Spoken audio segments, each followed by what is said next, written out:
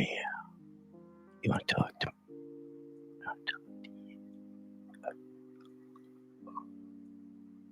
Oh.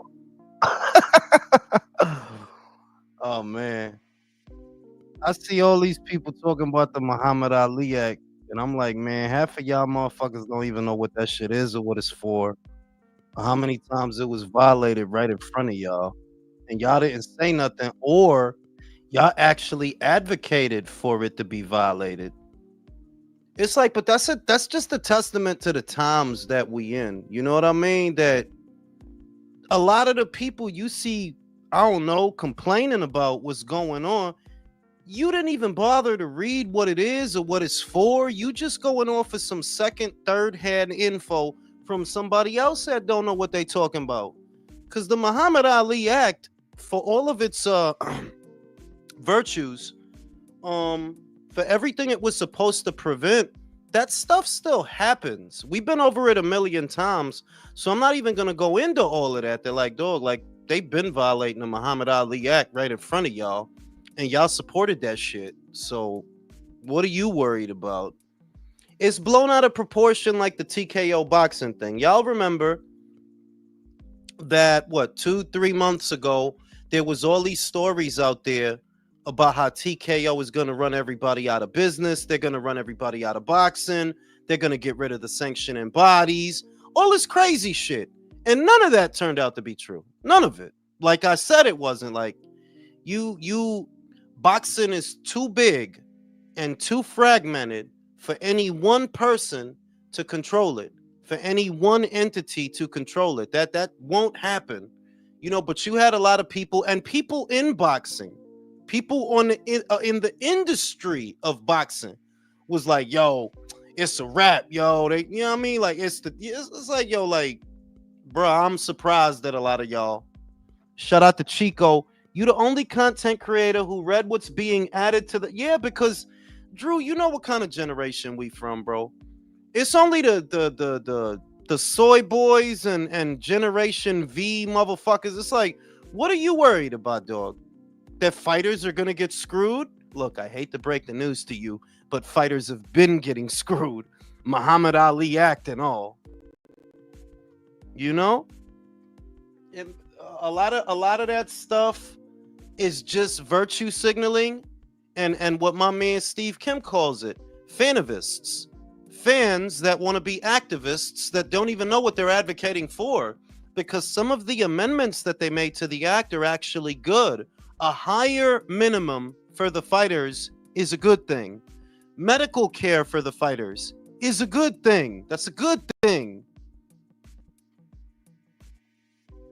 It's not new, Mike. Shout out to my man Jay Moreno. Que lo que, manín? They didn't change nothing, Michael. Like, let me let Michael on the panel. Because, you know, Michael's my little brother, and I love him, and he loves me. They didn't change nothing, Michael. That's what I'm trying to tell you, that these people that's like losing their mind over the Ali Act, it's like, did you bother to read what was different? Because the Ali Act is not even different. Like, they didn't change nothing. They added something to it. That's all. They didn't change nothing. Shout out to Michael. Shout out to Chico. TKO League will be Dana and Turkey and Dana's feeder league. If a fighter makes waves in that league, Turkey will offer them a Ring Magazine payday for real money. And Drew, and the other thing is, we went over this months ago, that there are fighters, right, that TKO, based on the pay scale that was leaked, they would literally be making more money than they're making now. But like, it's common sense. You think every boxer you see is getting $1 million or two? No, a lot of them dudes is getting 300,000, 500,000. A lot of them are lucky to get 750,000. It's what I said, basically, that league is not for guys like Terrence Crawford. It's not for guys like Canelo. No, it's not for guys like Shakur Stevenson. You know who that league is for? Prospects. Not even, bro, because guys like Madrimov, guys like Sergey Boachuk, that, yo, a lot of times people don't want to fight them, right? that league would give them a place to go to make money, to fight on a regular basis. That's what that league could be for them. But it's not for guys The like Keish. Bachums. Yeah, like that league is not for guys like Keyshawn Davis. Like, no, what the fuck would he be doing in there? He already make more money than that. But you remember, Michael, that 2-3 months ago they was acting like, oh shit, it's a wrap, yo. They gonna run everybody out of business. Like, Yo, nah, y'all what profile picture exaggerating. that dude have? That's That my man. Shakur picture. Oh shit. shout out to Lord Scante. What do you think about the WBO elevating Bud? I don't think nothing about that because they've been doing that. When Bud fought Jeff Horn right away, that was via WBO Super Champion status. When Usyk became Anthony Joshua's mandatory right away, that was WBO Super Champion status. When Amanda Serrano was moving down, up and down in weight from 140 down to 115, I think it was, then back up to 206, that was WBO Super Champion status. That's not new. They've been doing that. Wait, they elevated him to what? Yeah, they made him 168? Canelo's mandatory. Oh Lord have mercy. Yeah, but that's not what I'm saying is they've been doing that. A WBO super champion has the ability to move up or down in weight if they want and become the mandatory for that champion at that weight. That's not new. They've been doing that. It's just that people are used to seeing it to where Usyk goes from cruiser to heavy. You know what I mean? That you go up to the next division, but it doesn't have to be the next division. If you want to jump up 2 weight classes and do that, you can. That's what the designation is for. And no, everybody doesn't have it. It's only specific WBO champions that are really decorated, like Terrence Crawford, like Amanda Serrano, like Alexander Usyk. So the rule of thumb is, if you see a guy become undisputed at a weight, right? Odds are he's going to get WBO Super Champion status, and that enables him to move up and become the mandatory at whatever weight he lands. Like, that's not new. They've been happening, doing right? that. They've been doing that. Yeah. Now let me get my coffee. I'm gonna get my coffee. Y'all bitches chop it up. Yeah, the language specifically behind that isn't you're not the mandatory. You jump ahead of the mandatory. It's how they get around that whole, like, if someone was a mandatory before that. It's really weird, but Jason, your buddy just got found out he's in the list. well, who? Trump? Isn't that y'all, buddy? You got Justin Trudeau, bro. You're Canadian. Don't even talk. Yeah, but that's an actual pedophile. My guy is just gay. You guys have an actual pedophile. At least he's just gay. Y'all have an actual pedophile. That's crazy. We've been known Trump's on the list. Like, yeah, actually, I don't know why everybody I don't think anybody's surprised. Let's be honest with you. No one's surprised. Donald Trump a pedophile? What's new? it's just another Hollywood pervert, man. All I know is he's doing anything else. And here's the thing: the approval numbers aren't going down because it's almost like no one gives a damn about that list. Only perpetually online people like me. Well, But who's tracking the approval numbers right now? yes, CBS. His approval NBC numbers and all. are down with fucking 18 to 45.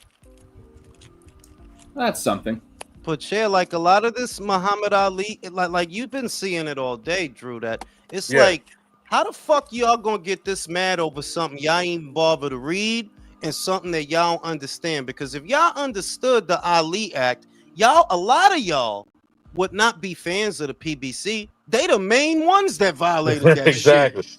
And I read it, Jules. All TK is doing is like, hey, motherfuckers, we ready for competition. You're free to go start your own UBO, put your money up, get your squad, and let's go to war. Because the way that they acting about this thing, like I guess in their mind, because they fucking retarded, they acting like boxers have to deal with these UBOs. Like, you don't. If you want to stay doing things the way they've been, you have that option. Nothing changed for you. This only empowers. And the other thing is, you know this, Drew.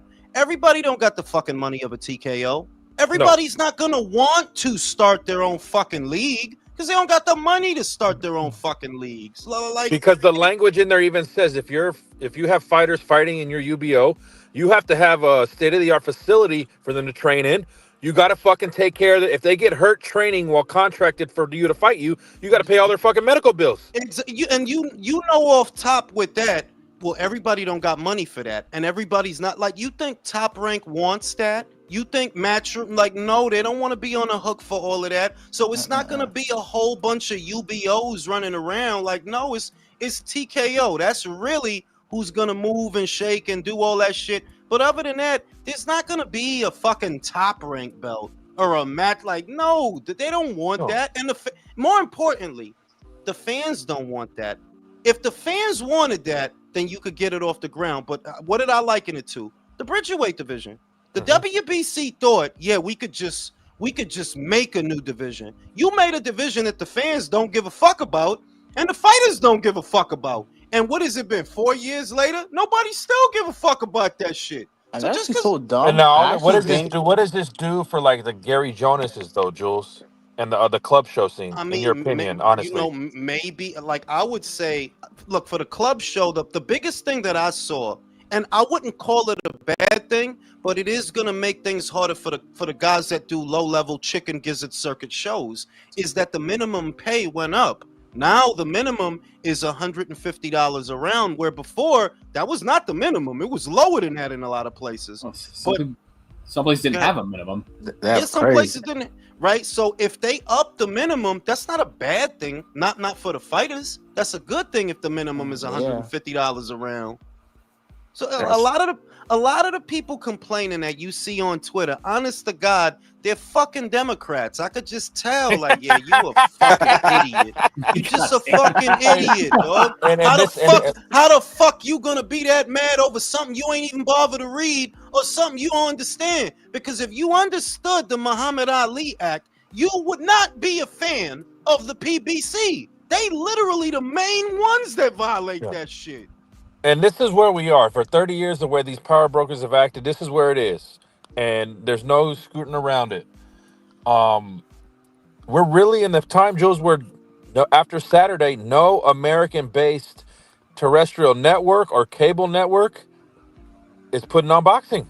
Yeah, but let's talk about, because I see where a lot of people are going with it, right, Drew? And it's a predictable angle, but what they're not saying is you have to understand that terrestrial and cable are dying out. This is not just a boxing conversation. To me, they're thinking about it the wrong way, that, bro, the wave of the future is streaming. So terrestrial and cable, they don't even have the juice anymore. To me, boxing moving over to streaming is more a sign of how regular TV is dying. That's what that's a sign of, because boxing didn't go anywhere. Boxing is on the zone. Boxing was just on Netflix. Boxing is still available via streaming. All this really means is that the terrestrial networks like Fox, like ABC, NBC, CBS, they just don't have the pull that they used to. The cable networks especially not, because how many times have I been saying, yo, more and more Americans are moving off of cable because they don't really watch a lot of that shit. You get a cable package, you got a whole heap of channels, you don't even watch a lot of that shit. So what a lot of Americans are doing to save money is subscribing specifically to the shit they watch. That's where it's at. So boxing not being on these dying mediums, right?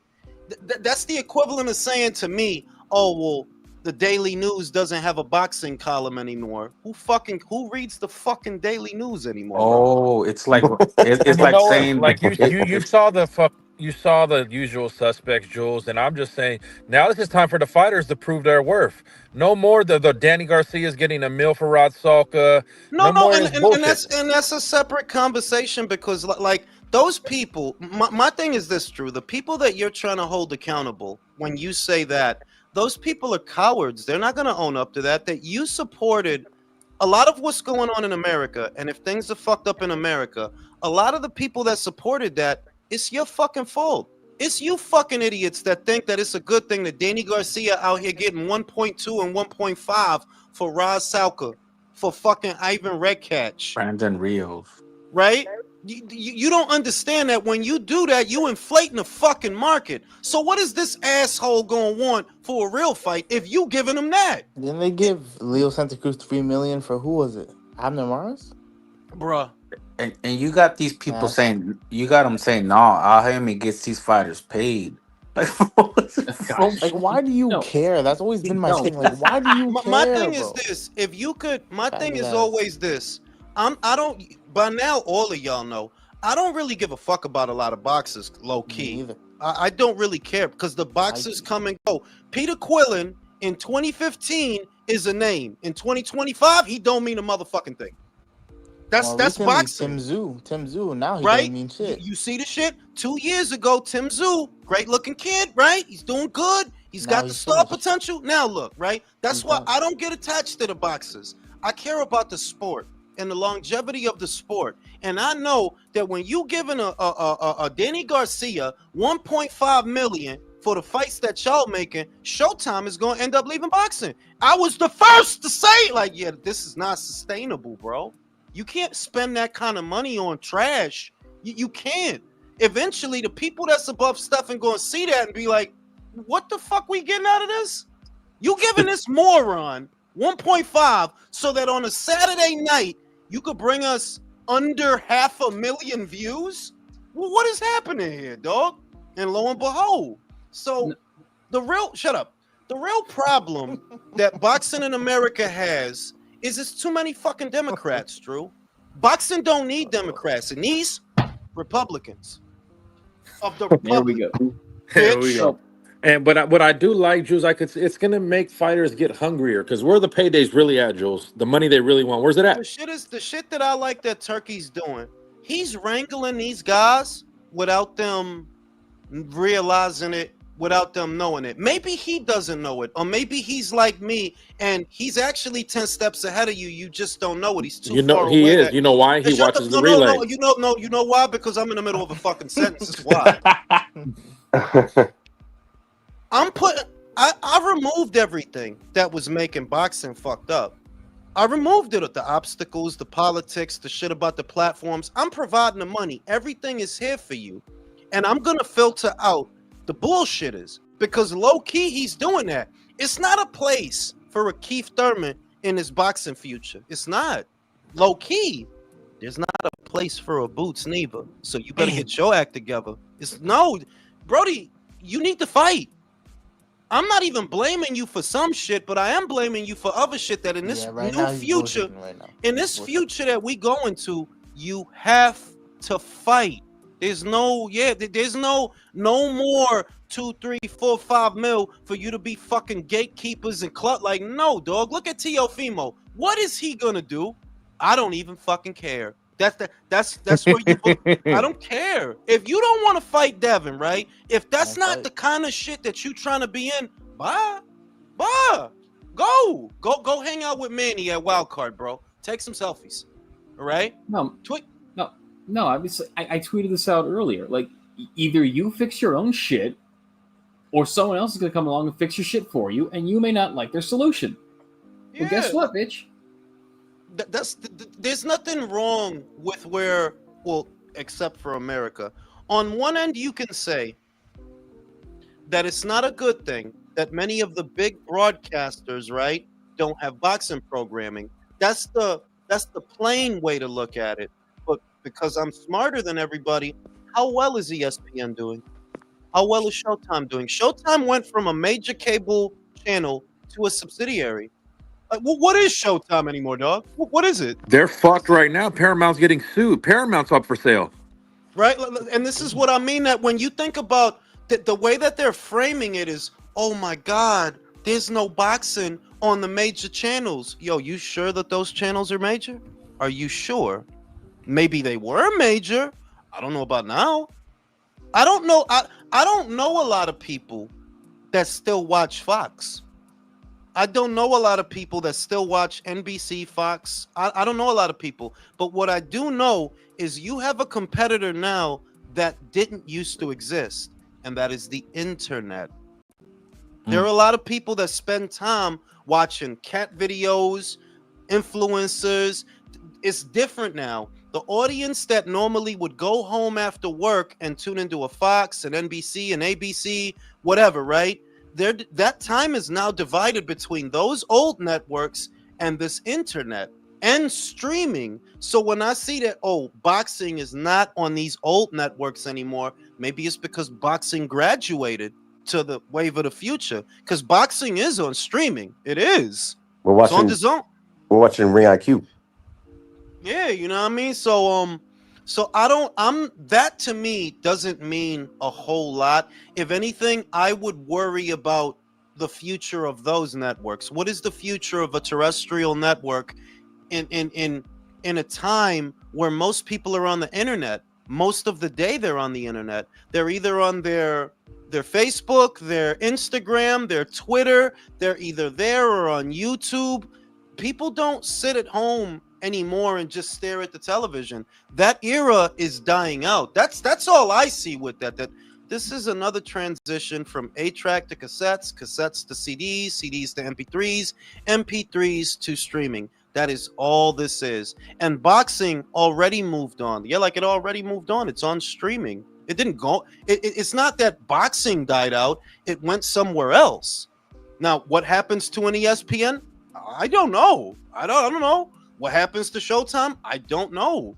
Fox, ABC, I literally don't know what's going to happen to them because people don't consume content the same way that they used to. They just don't. And this younger generation is not us. I don't represent this younger demo that's coming through. You have a younger demo coming through that never had the relationship with an ABC that maybe people in my generation would have had. Their ABC to them is YouTube or Prime Video. Yeah. It's not this. It's so I'm not where there's a lot in there that I don't even think is relevant. Like it's not really a big deal that these quote unquote major networks don't have boxing because what I see is they're not major anymore. They have their own problems. I mean, that's true, but it is kind of funny how the last Top Rank show is going to be a prospect against a no-hoper for a vacant world title. It's like, ain't that just the typical way? And here in the United States, football is king, and they're now on Amazon, bro. Pero tú ves lo que yo estoy diciendo que Yeah. if you framed the NFL right the way that they framed boxing, oh my God, NFL is not on this channel no more. Yeah, it's not on this channel because it went to fucking streaming. It didn't die out. It didn't go anywhere. It's just on streaming The now. Sunday Ticket left fucking DirecTV for YouTube. Yeah, because YouTube. But and you've heard me say this, Drew. YouTube is tantamount to a terrestrial network, almost. It has the pull and the juice of a terrestrial network. Netflix has the numbers of a terrestrial network. It's available in over 330 million homes, right, around the world. That is the pull that a Fox used to have or an NBC used to have. Well, that's all that's going on. That the biggest platforms now, they're different, but the game didn't change. And Netflix is interested in boxing. They just had a fucking all-women show. They got fucking Charlize Theron to narrate the fucking thing. You see what I mean? So it's not as bad as people make it out to be. It's not as bad. It's just that, honestly, a lot of people are really fucking stupid. And they're not as smart as me or strong. And they don't fuck as hard. And their dicks don't get as hard as mine. So. What the fuck? This is what it is, bro. It's all about transition, right? So that literally. It's evolution. It's evolution. We evolve, and that's what's happening. It's not going to stop. The sport boxing ain't going nowhere. It's content. It's like HBO. It's not. It's not. Yeah, because it's not going anywhere. People aren't old enough to remember that. Remember, boxing used to be on terrestrial networks, and then there was this huge transition from terrestrial to cable, and all the boxing was on cable after a while. You don't tune in to channel 4, 5, 7, 9, or 11 and see boxing anymore. You had to have cable to see boxing. These kinds of transitions have already happened. Boxing it's not that something, boxing this, boxing that. It's not that. The mediums are changing. Like, I wouldn't be surprised if at some point in the not so distant future, the New York Times goes away, the New York Post goes away. You know what? That's a good point. People don't get their news from a fucking newspaper anymore, dog. This is the digital era. YouTube.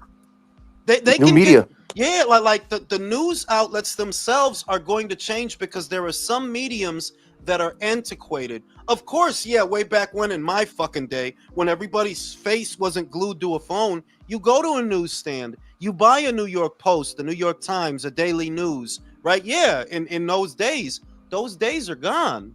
I don't even know why the fuck the New York Post is still even like. You don't need the New York Post to know what the fuck is going on. You could go on Twitter and know what's going on. You know what I mean? So it's just times is changing, bro. That's all. I will say this, Jules. Hey, this is Ricky, man. Hey, I will say this though. So as we evolve and progress, you're right. Everything's going digital. The only way, everything's going paperless now. Everything's paperless. Right. And as we move further, the only thing that's going to be relevant when it comes to paper is when it comes to deals, contracts. When you need somebody's Yes. John Hancock, that's where paper comes in. That's where paper is legit. It's physical. It's concrete. It's kind of like currency going digital. But if you want something that's real, that's tangible, you got your metals, you got your minerals. Yes. So I get what you're saying. Not trying to go too far into, but no. You hit the nail on. No, you hit the nail on the head. And there are virtues, there are pros and cons to this digital bullshit. The same way there are pros and cons to anything that the downside of digital is more reliance on electricity, right? More reliance on machines, more reliance on those mediums and what operates those mediums, what runs, how do you make an iPad, how do you make an iPhone, right? Where do you power these servers? What do you power these like shit like that? That if everything is digital, that also means that everything is perishable. That's what that means. A book can last a very long time, but a phone can die. A wire can burn out, can become corroded over time. That's the downside of digital. But overall, this is just another medium change. That's all it is. And it's happened before, and boxing survived. Boxing is really not what's at stake here, and I can't stress this enough. Fighting is human nature. Once you understand that, you'll know that, yeah, boxing's not going anywhere. But fighting is human nature. Now, if all the Americans are pussies now, bueno, se jodieron entonces, está bien. But the Mexicans are not pussies. The Japanese Goddamn are right. not. The Japanese are not pussies. The The Aussies Brits. are not pussies. The Brits are not pussies. The Eastern Europeans are not pussies. So if there's less of an active role of the American boxer in this future, bueno, okay, está bien, pero these other folks never stop fighting. Hell, the Brits is fighting more than ever. They showing out. And like you said, it's just an involvement. Like hell, people freaked out when the radio was invented. Yeah. Hey, so and also another thing to consider, right? History in general, just history in general. We have been doing combat since when, right? How many feuds have been settled by combat? And not only just a sport, but it's Ricky, it's just Ricky, embedded. when I arrived on your planet, and this was a long time ago. No mames. I went to Scandinavia and I told them the universal principle for carbon-based beings like us, the absolution to all conflict is not logic. It's not words. It's violence. When words fail, bro, words fail. Logic fails. If you're talking to a fucking moron, what good is logic? Well, what good is logic? No, all of it fails. The absolution. Might makes right. Yeah, the absolution to all conflict is violence, and afterwards, history is written by the winners. Yeah, I'm sorry. I don't know what to tell you, bro. Winning and losing is a universal principle. Violence is a universal principle. If you're just too small to see it, the universe is violent. Black holes absorb suns, absorb other black holes to become even bigger, more violent black holes. I'm so, like, Yeah, like hey, bro, it's everywhere you turn. That's the way it works. You had to go to Scandinavia for that? You couldn't just tell us in like Europe? because the women were taller and they were hotter. You know, if we would have landed in the other continents, you know, everybody had dog-nosed tits. The broads are looking crazy. It's like, yeah, fuck this. So we landed in Scandinavia. We told, the absolution to all conflict is not words. It's not logic. These are luxuries. Those things are luxuries, dog. You know why they're luxuries? Violence exists among animals that don't talk. Yeah, they have their methods of communicating, but they don't talk. Violence permeates your entire universe. And so, violent acts like boxing, that's never going to go anywhere. It's in your nature to fight. Yep. It's not It is. going anywhere. And like it. Yeah, it's It was not funny going too. It's anywhere. like just some years ago, people were talking, "Oh, boxing's dying," and I used to argue with them, just like you're saying. It's like, all right, so boxing's dying, but now look, you got an oil tycoon prince funneling tens and hundreds of millions into the sport. What are we talking about, bro? There is a legitimate argument. See, people tend to look at the sport through the lens of an American when America basically dominated the sport, and they think that because America's not dominating it, that it's not as big as it used to be, when it depends on the lens you look at it through. For the Japanese, boxing is bigger than it ever was. For them, it's bigger than it ever was. They're producing more fighters. They're producing more champions. For the Aussies, it's sort of the same deal. Aussie boxing was very much insulated and at the lowest levels of the sport, like in the greater scheme of things. But now they have their own scene. They have their own fighters that people go see them. You see what I mean? So you could argue that on a global scale, boxing is a little bigger than it was. It like the British boxing scene is better now than it ever was. It's generating more money than it ever did. It's generating more world level fighters than it ever did. So you can't just look at everything through an American lens and say that, oh, because the Americans aren't up to scratch, the whole sport is suffering. That's not true, dog. You got a whole trillionaire pouring money into the sport, dog. I think boxing's okay. I think it's okay. Maybe not for the Americans, but that's their fucking problem. Nut the fuck up and make some champions. Very okay. Hey, Jules, I just want to touch on something else, man. I'm going to divert just real quick because you were talking about Japan. In a way, came to mind. So what I would like to see in a couple of years, what I think is possible in a way in Bam Rodriguez, man. I know it's possible. Because in a way, he's peaking out at his weight. This the thing. It's possible. It's possible. Like I don't rule it out. It's just that Bam, you still at 115.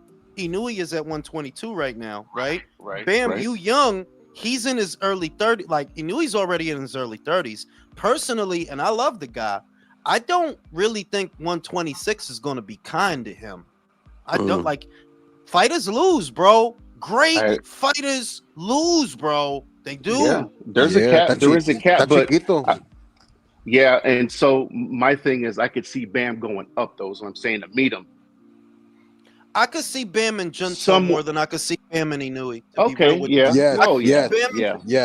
Because Bam is right there at 118. Bam is at 115. Junto's at 118. Even if Junto's about to go to 122 and fuck off, right? Bam is still going to be right there behind him. Bam is close to going to 118. So for me, I like Inoue versus Bam. Don't get me wrong, but I don't spend a lot of time on it because I don't really think that's going to happen.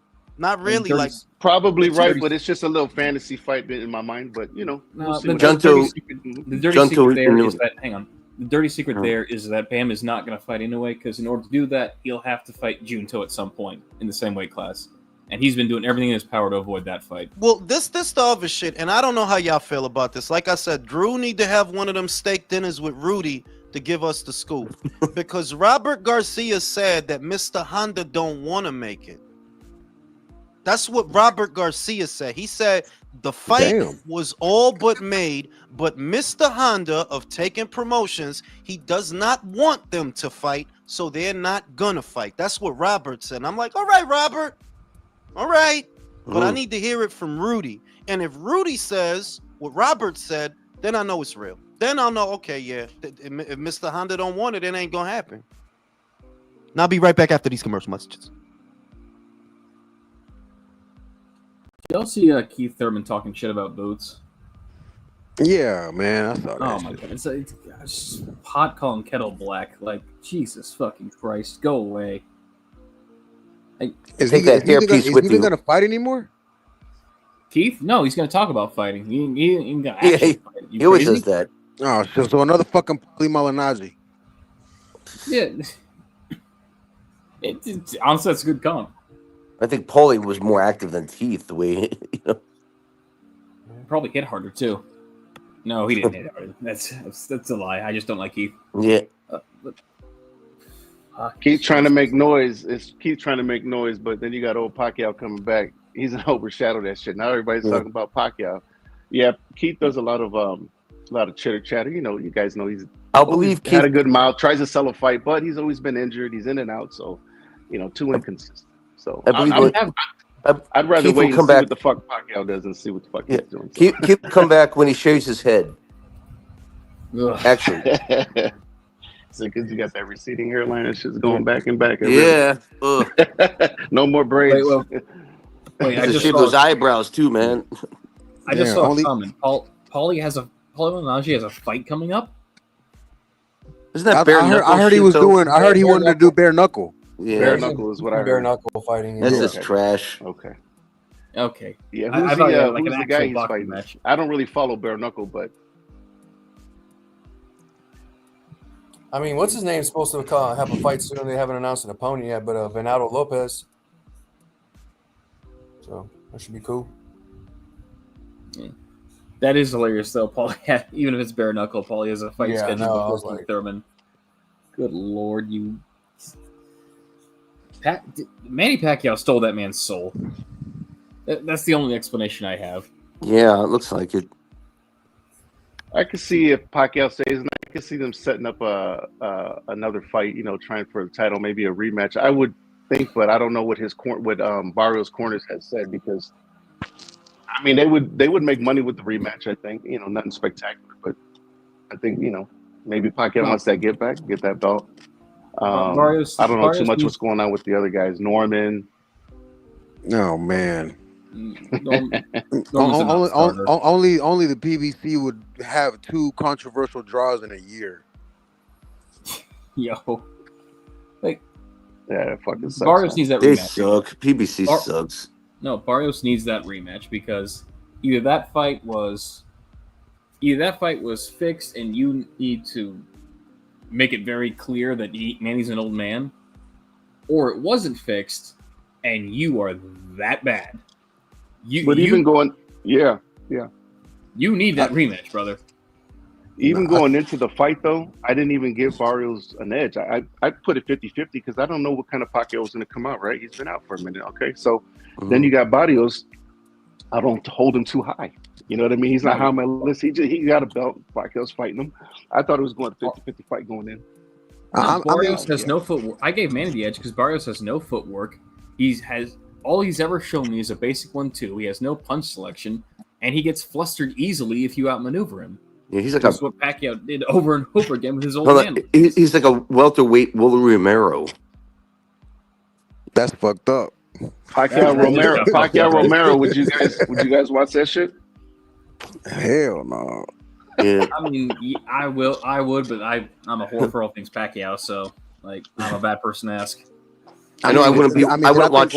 Did I think wrong for picking fucking Barrios just based on the fact that you're actually an active fighter, you're younger, and this is like a 50-year-old man, close to borderline Medicare? I mean, no. You see, that would be the logical pick if it was anybody else but fucking Mario Barrios. Like if this was Pacquiao versus Brian Norman, holy shit, I would not pick Pacquiao. Fuck that, no. Facts. But Barrios? Yeah, I said it, bro. I said that's why he came back. He's like, oh, look at this Barrios dude got a belt. Hey, let's get in here real quick. You know what I mean? His wife picked him. His stinks. Fucking wife looked at all the champions and said, "You lying, bro? Nah, you lying for they real? said that. They said that for real in the broadcast. They said, I saw something like that. So the wife knew what the weakest link at that fucking division was. That's fucking nuts. Hey, Jinky been doing this shit for 20 years, bro. She know what's up. You know what I mean? Don't fuck around. Yeah. Jinky is a fine piece of ass, man. Like she could still get it.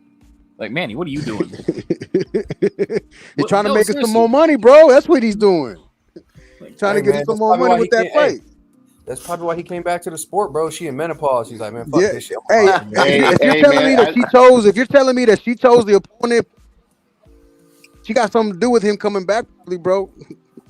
Hey, I think somebody's trying to get eat up by the Pac-Man, man. Talk about his wife. You might see a bare knuckle fight. Hey, man, I'm just calling Manny. Let's taste. That's all, man. No, she's nice. Yeah, I remember when Kodo's wife came out. You know, a lot of these guys, they get these women come out. You know, they got these kids, these families, and shit like that. But yes, when some of these women back in the day, oh fuck, man. Yeah, man. Fucking broads, man. Titties. That's what it is. Swedish women that you went to. You got to do right. You know, you're making the money. You're living a good life. You want a good-looking woman. You want to find a woman. She looks healthy. She's clean. Takes care of herself. You know. Yeah. And of course, that's a double-edged sword, right? So it is, because it's like I see so many athletes make the same mistake, and it's like I just don't understand how that's possible unless they're kind of fucking retarded. Like you get a blow. Get a blow job. I was thinking about that. Get a fucking blow job. Like shit. Sometimes blow job better than pussy. Shit. Yeah, that's why he went to Scandinavia, man. That's why he landed there. But Jules, what if I instead wife up the hoe? Surely this will not end badly for me if I wife up the hoe. There's no way that Devin Haney, without having some kind of a mental retardation, looks in a mirror, looks at his own fucking face, and tells himself, yeah, this broad likes me for my personality. Like, nah. If you was working at Target or some shit, I'm pretty sure that broad wouldn't even look in your direction. So you gotta be real with yourself. That bitch is here for some Birkin bags, bro. So if you're Devin Haney, how do you reconcile hearing her on the video in the prison saying, I still want you, and she comes back to you with her kid? How do you reconcile that? I mean, that dude is embarrassing. Like, the dude is embarrassing, bro. What can we say? Like, yo, you embarrassing, bro. That broad rather be shagging some rapper guy. That's her speed. She not into you, dog. You thinking because you box and all that shit. But you ain't even like that, dog. You box, but you hit like a 12-year-old girl. You know, so I'll tell you, bro. You know what I mean? You gonna get taken advantage of. That if you Devin, you gonna get laughed at. You gonna get taken advantage of. It's fucked up, but that's the way it is, bro. Look what happened to Tio, right? Oh, Tio's. I don't even want to get into that. Fucking she probably clowned Devin in the group chat with her girls, Drew. Like, you saying, go to his like, girl's phone and you know what makes saying about him? Hey, when he was getting dropped by fucking Garcia, bro, nobody gave a fuck about the knockdowns. All the internet could talk about was his gay ass boots he had on, bro. Hey, you imagine being, what was her name, Nia Syed or whatever, and that's your man getting his ass beat like that, like, you know what I mean? Bro, like male version Chanel boxing boots on and shit. and the other shit is, look, outside of the boxing sphere, in a very general grassroots, boots on the ground kind of thing, bitches is merciless, dog. It don't gotta be a high profile boxing match you getting your ass beat. You get your ass beat in a Walmart parking lot, and it's gonna be the same shit, dog. Like, bitch not gonna be feeling you. Remember the bitch on Joe Rogan?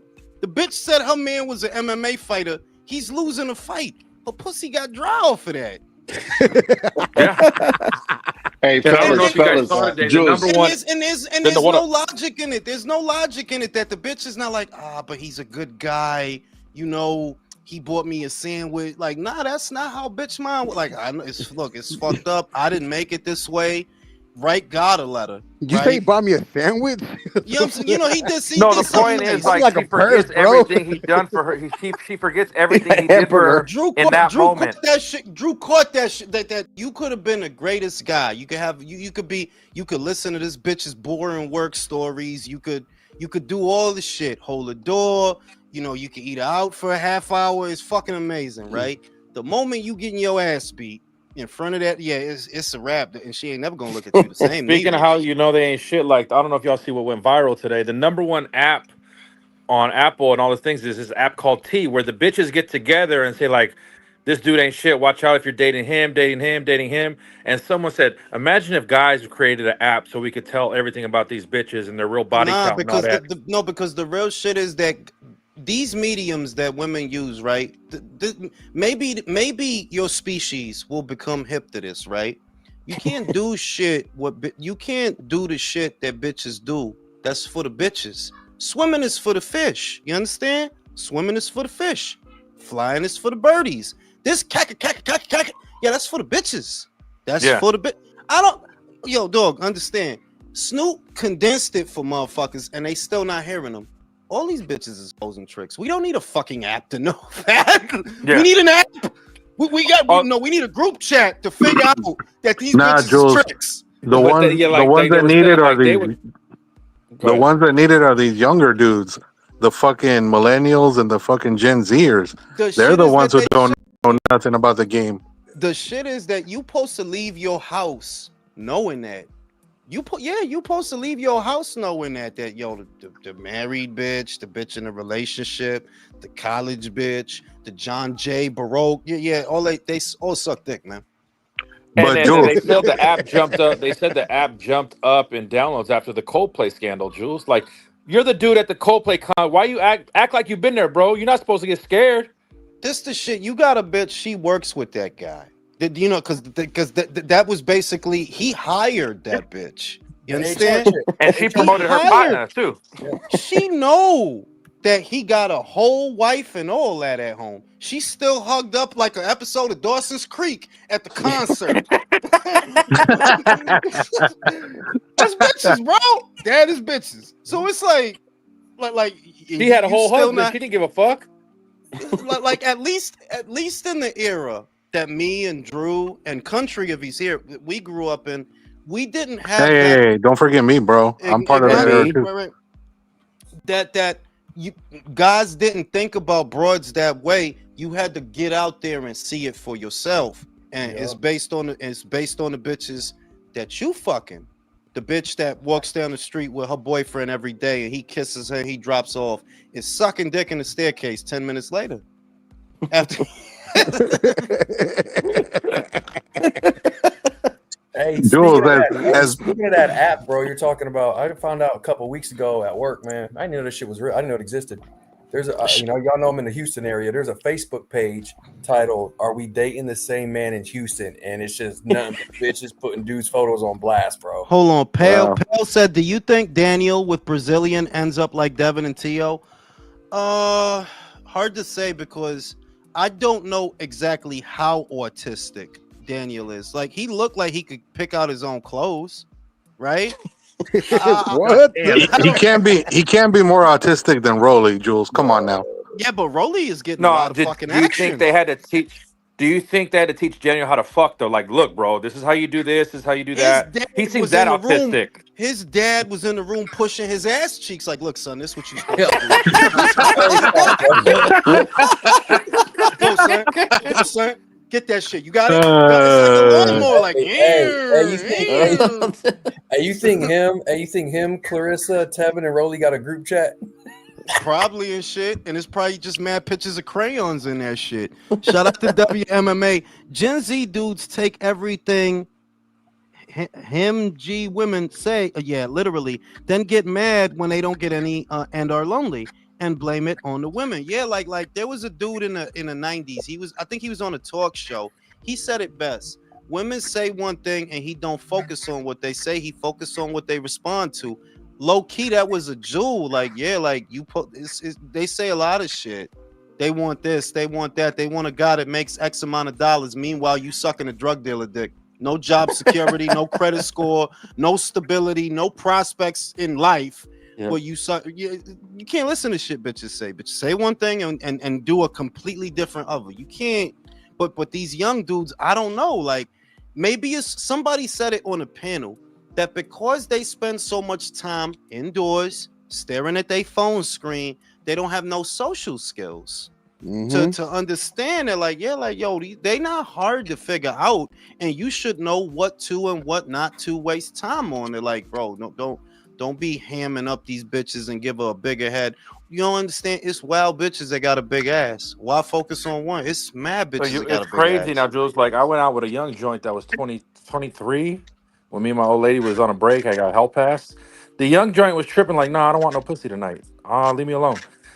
Because these dudes don't know how to tell them no. Yeah, and they don't hear no, Jules. They don't hear no. They got 100 dudes in their DMs on IG. They're buying them fucking coffee, and the dudes ain't even gonna get a whiff of pussy. It's fucking nuts. Yeah, sending them cash apps every day. Hey, shut the fuck up. Damn. Because it's just pussy. Like, and I don't know another sentence to tell a young man of like, it's just pussy, dog. Pussy don't get that good. It's like There was a thing somebody said. A friend of mine used to say this. You can't get but so high, because we was talking about, yo, a friend of ours used to smoke wild weed all day. It's like, yo, you wasting weed because you ain't gonna get but so high. You know, this is way back when. Exactly. And it's kind of like that, like, yo, dog, it's just pussy. Chill. It's just, and after you nut, you gonna feel bad. I know that shit happened to me a gajillion times. Like that post-coital remorse, that shit is real. It's Like, not clarity, I didn't want baby. to do that shit, man. Like, what the fuck? Get the clarity after that shit. You know what I mean? Fucking Jules, you coyote arming was she yourself to get the questionable? fuck out of there. you know what I'm saying? Like that post-coital remorse, that's not a myth. That's a real, like, I had to talk to this bitch and listen to all this bullshit. Now I gotta hang out with me, man. Fuck this shit. That's a real thing. So young men need to. I don't know what to tell them, because it's like the Andrew Tate guy. He tried to fill that void by telling these dudes, like, you know, all you really got to do is have your shit together and everything else will come. You should not really be chasing nothing. Low key, like, pussy is not supposed to be hard to come by. It's supposed to be like, you know how you get a sandwich at the deli? It's supposed to be like that. Like, yeah, that's just some shit that happens, bro. You ain't supposed to be out here chasing bitches.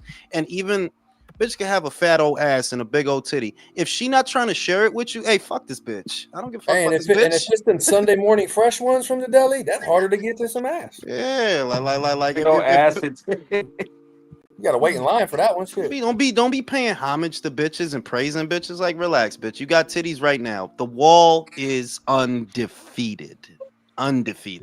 Enjoy it while it lasts, because it won't. Bro, we got 25. So we got so what 25 you're years old saying virgins is, running around, bro. Hey, what Jules, you're saying is as so what you're saying is Tiafimo tricks on all these bitches. I mean, like, man, you gotta stop bringing the conversation back to your female. Ain't nothing new to add to that motherfucking story, though. Hey, about this weekend though, man. So after Xander fucking gets his freebie belt from Perez, and what y'all think his next best move after that should be? I mean, it gotta be Fundora, bro. It has to be the Right? Fundora fight has become the most high-profile fight, at least momentarily, that any junior middleweight can have, because he's more recognizable than Bakaram, than Josh Kelly, and than all these other guys that are there. So for Xander to really have a fight where you say, yeah, this motherfucker is a motherfucker, he got to fight Fundora. Yeah. That would, beating this Perez guy ain't really. And it's not, it's not Xander's fault. He wanted to fight Sebastian. Sebastian wanted to fight Timmy. It is what it is. But for Xander to show that he's the real motherfucking thing and the skills is elite, yeah, you got to fight Sebastian. And obviously, you have to beat him. You have to beat him. But is Sebastian and fucking Samson Lemkowitz going to do that, or going to bring out Keith Thurman? I'm saying that the shit is that is Keith. You think Keith Thurman going to just take that fight? He just going to take that. It's not Brock Jarvis, homie. I think I don't know, man. I think they'll give Thurman to Xander after he wins his title, and then put the winner against Fundora. You think Thurman is going to fight Xandor? I don't. No. I think Thurman, with his cockiness and Xander's youth, he thinks he can beat him. But They're not going to give Thurman $5 million to fight a young Xander fuck. unifies this division, bro. I would sooner expect Keith Thurman to fight Conor Benn before Xander Zayas. See, Keith must have read the memo that it's international money out here for you, because he went to Australia for Brock Jarvis, but he's starting to understand that, like, yo, for me to fight an American or an American-based fighter is perilous. It's perilous. Like, Xander would beat Keith Thurman, bro. I don't think that's a hot take either. Like, no, Thurman, I think he beats him too. But I think Thurman thinks he can beat him. What top 154 pounder does Thurman will beat? think that's an easy title for him. I don't think Thurman fatal thinks mistake, that though. shit, bro. That's why he fought Brock think, Jarvis. That's what I'm saying, that in the 3 years that Thurman was away from boxing, there were all kinds of opportunities there for him. Yeah. And he didn't take any of them. It's very obvious why. Because you didn't think you could beat Boots. Come on. Bro, you don't think you could beat him now. You see what I mean? That opportunity, he's talking shit about him. The more shit he talks, the less he thinks he can beat you. Keith can't beat his own haircut, man. I mean, that's the thing. I mean, yeah, like he talking about him now, but I question, like, yo, look, if Eddie caught this idiot, watch him ask for fucking $8 million or some crazy shit. Like, Yeah, that's the like other thing. yeah, I'll fight him if you give me the moon and the stars. Like, come on, be like, you just Shit. wasting time, bro. Exactly. Like, how much you think he's gonna want for Virgil? You see, he don't talk about Virgil. Hell no, bro. Virgil, You see, he Virgil don't talk about Or Virgil. Boachuk. He ain't talking about When Boachuk. you ever heard Keith Thurman say anything about fucking Virgil Ortiz? I never even seen that. That's because Keith Thurman knows that he couldn't whoop half of Virgil's ass if the other half was helping. Nah, bro. Virgil Ortiz will have Thurman's ID card doing a right face, bro. Yeah, like Bakram called him out the other day. Bakram called out Thurman. Thurman act like he don't exist. Of course you want to talk about Boots. See, I don't know if this is him just self-promoting or if he really believes that he could beat Boots. Because I thought about it. I'm like, look, we don't have a time machine per se. But Thurman's bread and butter is movement. That's what he has. Movement and counters. That's what he has. At his very best, that's what he was. And what does Boots struggle with? Movers. Movement. Yeah. Movement. So in the right spectrum, Thurman versus Boots is an interesting match. It's just, yo, be real. This dude is in his mid-30s. He fought once in the last 3 years. Does he really believe he could beat the last 7 years, bro? Yeah, does he really believe that he could beat Boots, bro? No, hot take. Thank you. He's gonna fight Tim Tszyu now. Now he's gonna fight Tim. And on top of that, there you go. There you go. You're right. Yeah. And on top of that, after lose. Turkey said no pay-per-views, these guys are like, Turkey said no pay-per-views for his fights. You gonna really sell us Thurman on You an anybody electrical for storm. Fuck out of here. God damn, bro. Yo, he turned into a whole Megatron just now, bro. The no pay-per-view shit. Look, man, I wish they would just bring me into their office. I could tell you how to fix boxing. It's not hard neither. It's just it's not hard. You need to just make more of this shit free. I'm sorry to tell you that's how you fix boxing. Guys like David Benavidez do not belong on pay-per-view. Devin Haney, nope, you don't belong on. You never. Who mic is that, dog? Who is that, bro? Not me. Not mine. What is that? Is that me? It's Drew. No, I don't think that's yours. Guys, I was muted, bitch. The way to fix boxing at this point is what hurt boxing. You guys tried to make it a luxury item. It's never gonna work. You can't put a paywall in another one and another. I muted myself. You see what I mean? So you want to take boxing back to the glory days of boxing. Okay, then you need to make it available to as many people as possible. That is how you fix it. It's not complicated. Make it available to as many people as possible on the biggest platforms possible. That is how you fix it. Now, I don't think that UK boxing needs a fix per se. We're really talking about American boxing. You want boxing in America to be the way that it was. Okay, make it available to as many Americans as possible. And the people will start to pour in. The numbers will start to go up. The problem is that's Pero no quieren pelear. That's a really big investment they have to make because they have to try that out for a long term to see if it's going to be effective.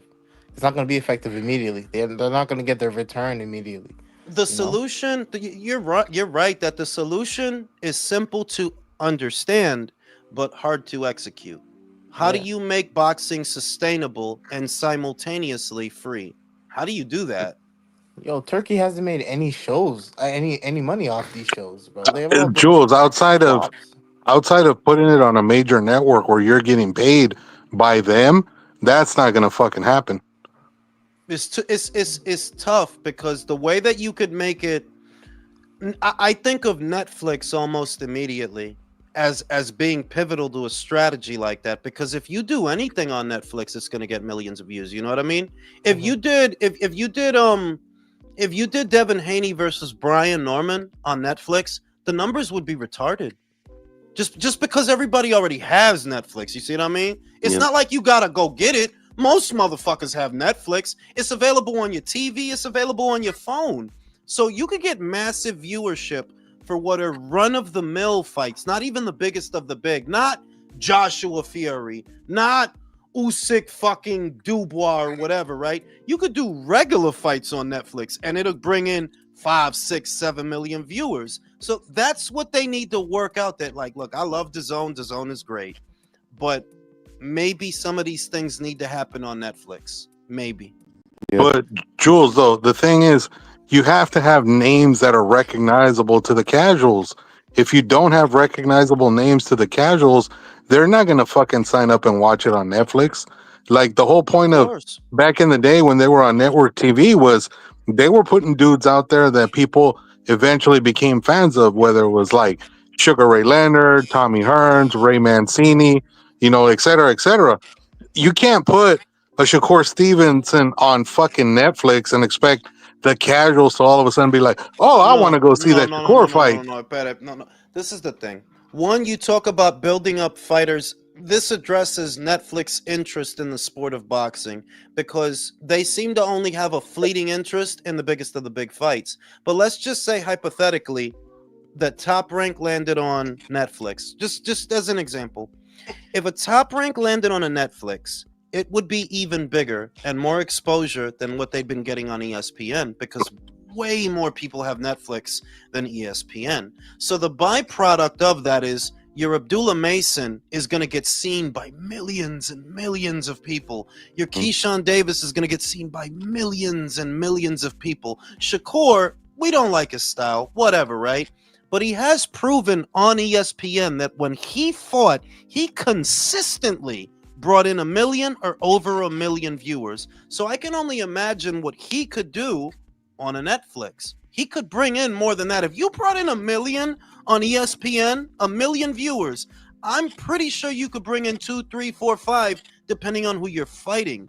So really, it's more about getting Netflix more involved and getting more of a commitment from them to big time boxing, because once you have them on board, they have the biggest megaphone. Yep, They have the do. biggest megaphone.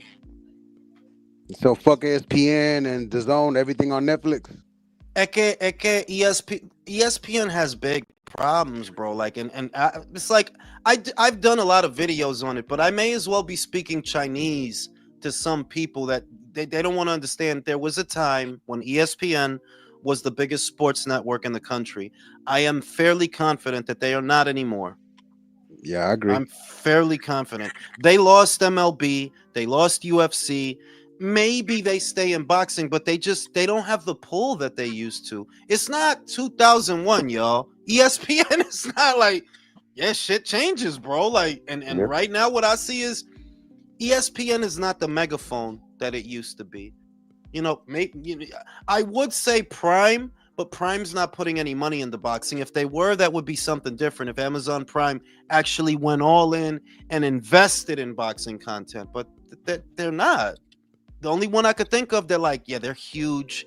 Everybody has them. They're available almost everywhere. Is Netflix. Available almost everywhere.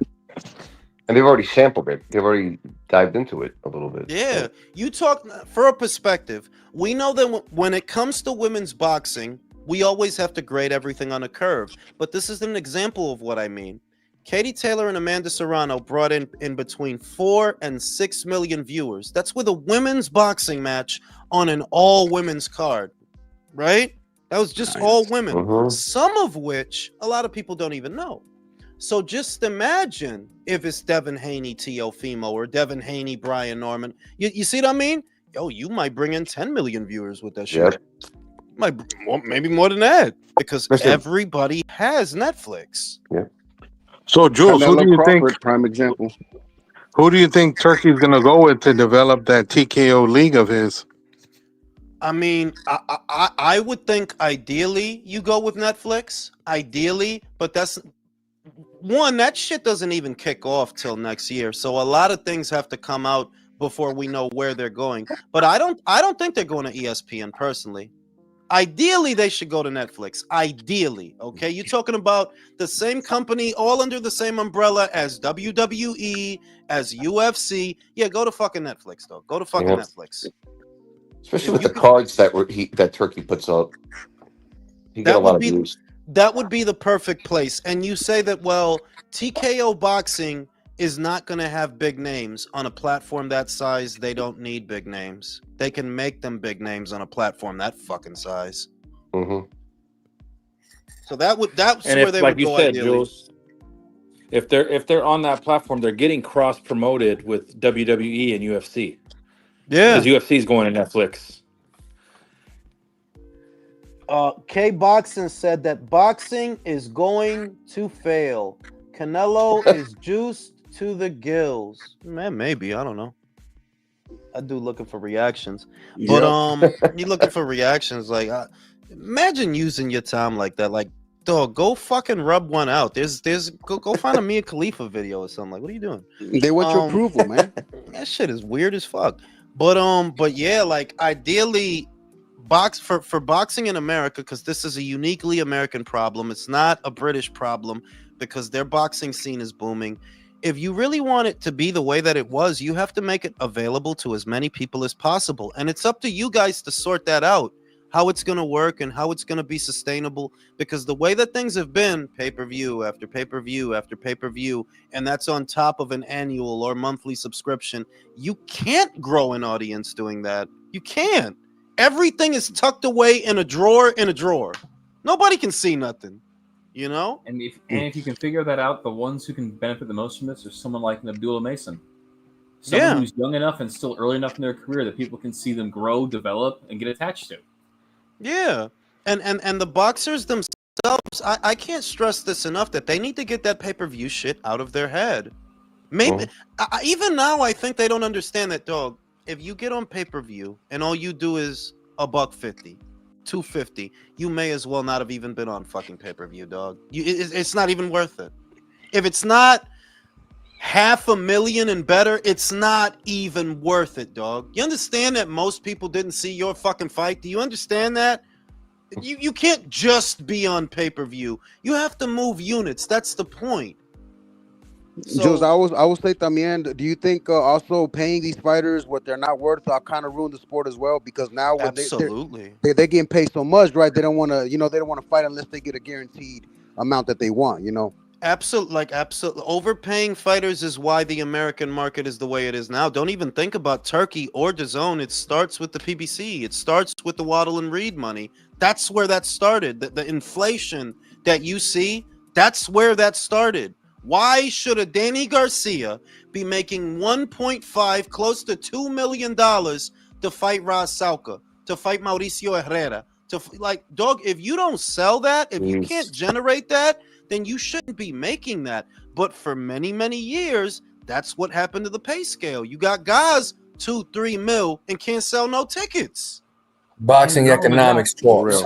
And not only that, it's also fucked up their fight schedule. Now you got dudes fighting twice a year, if that, and we start to see these guys, their skills atrophy. Like their time. Right. You're right. I was thinking about this the other day. I was like, look how many fighters have not really accomplished shit. They're not have never been undisputed. They've never been unified, and they're like once a year fighters. Like, who the fuck you think you are, bro? Like, what? Thurman. Exactly. Oh, he's like a once every 10-year fighter. That's Andrade. Yeah.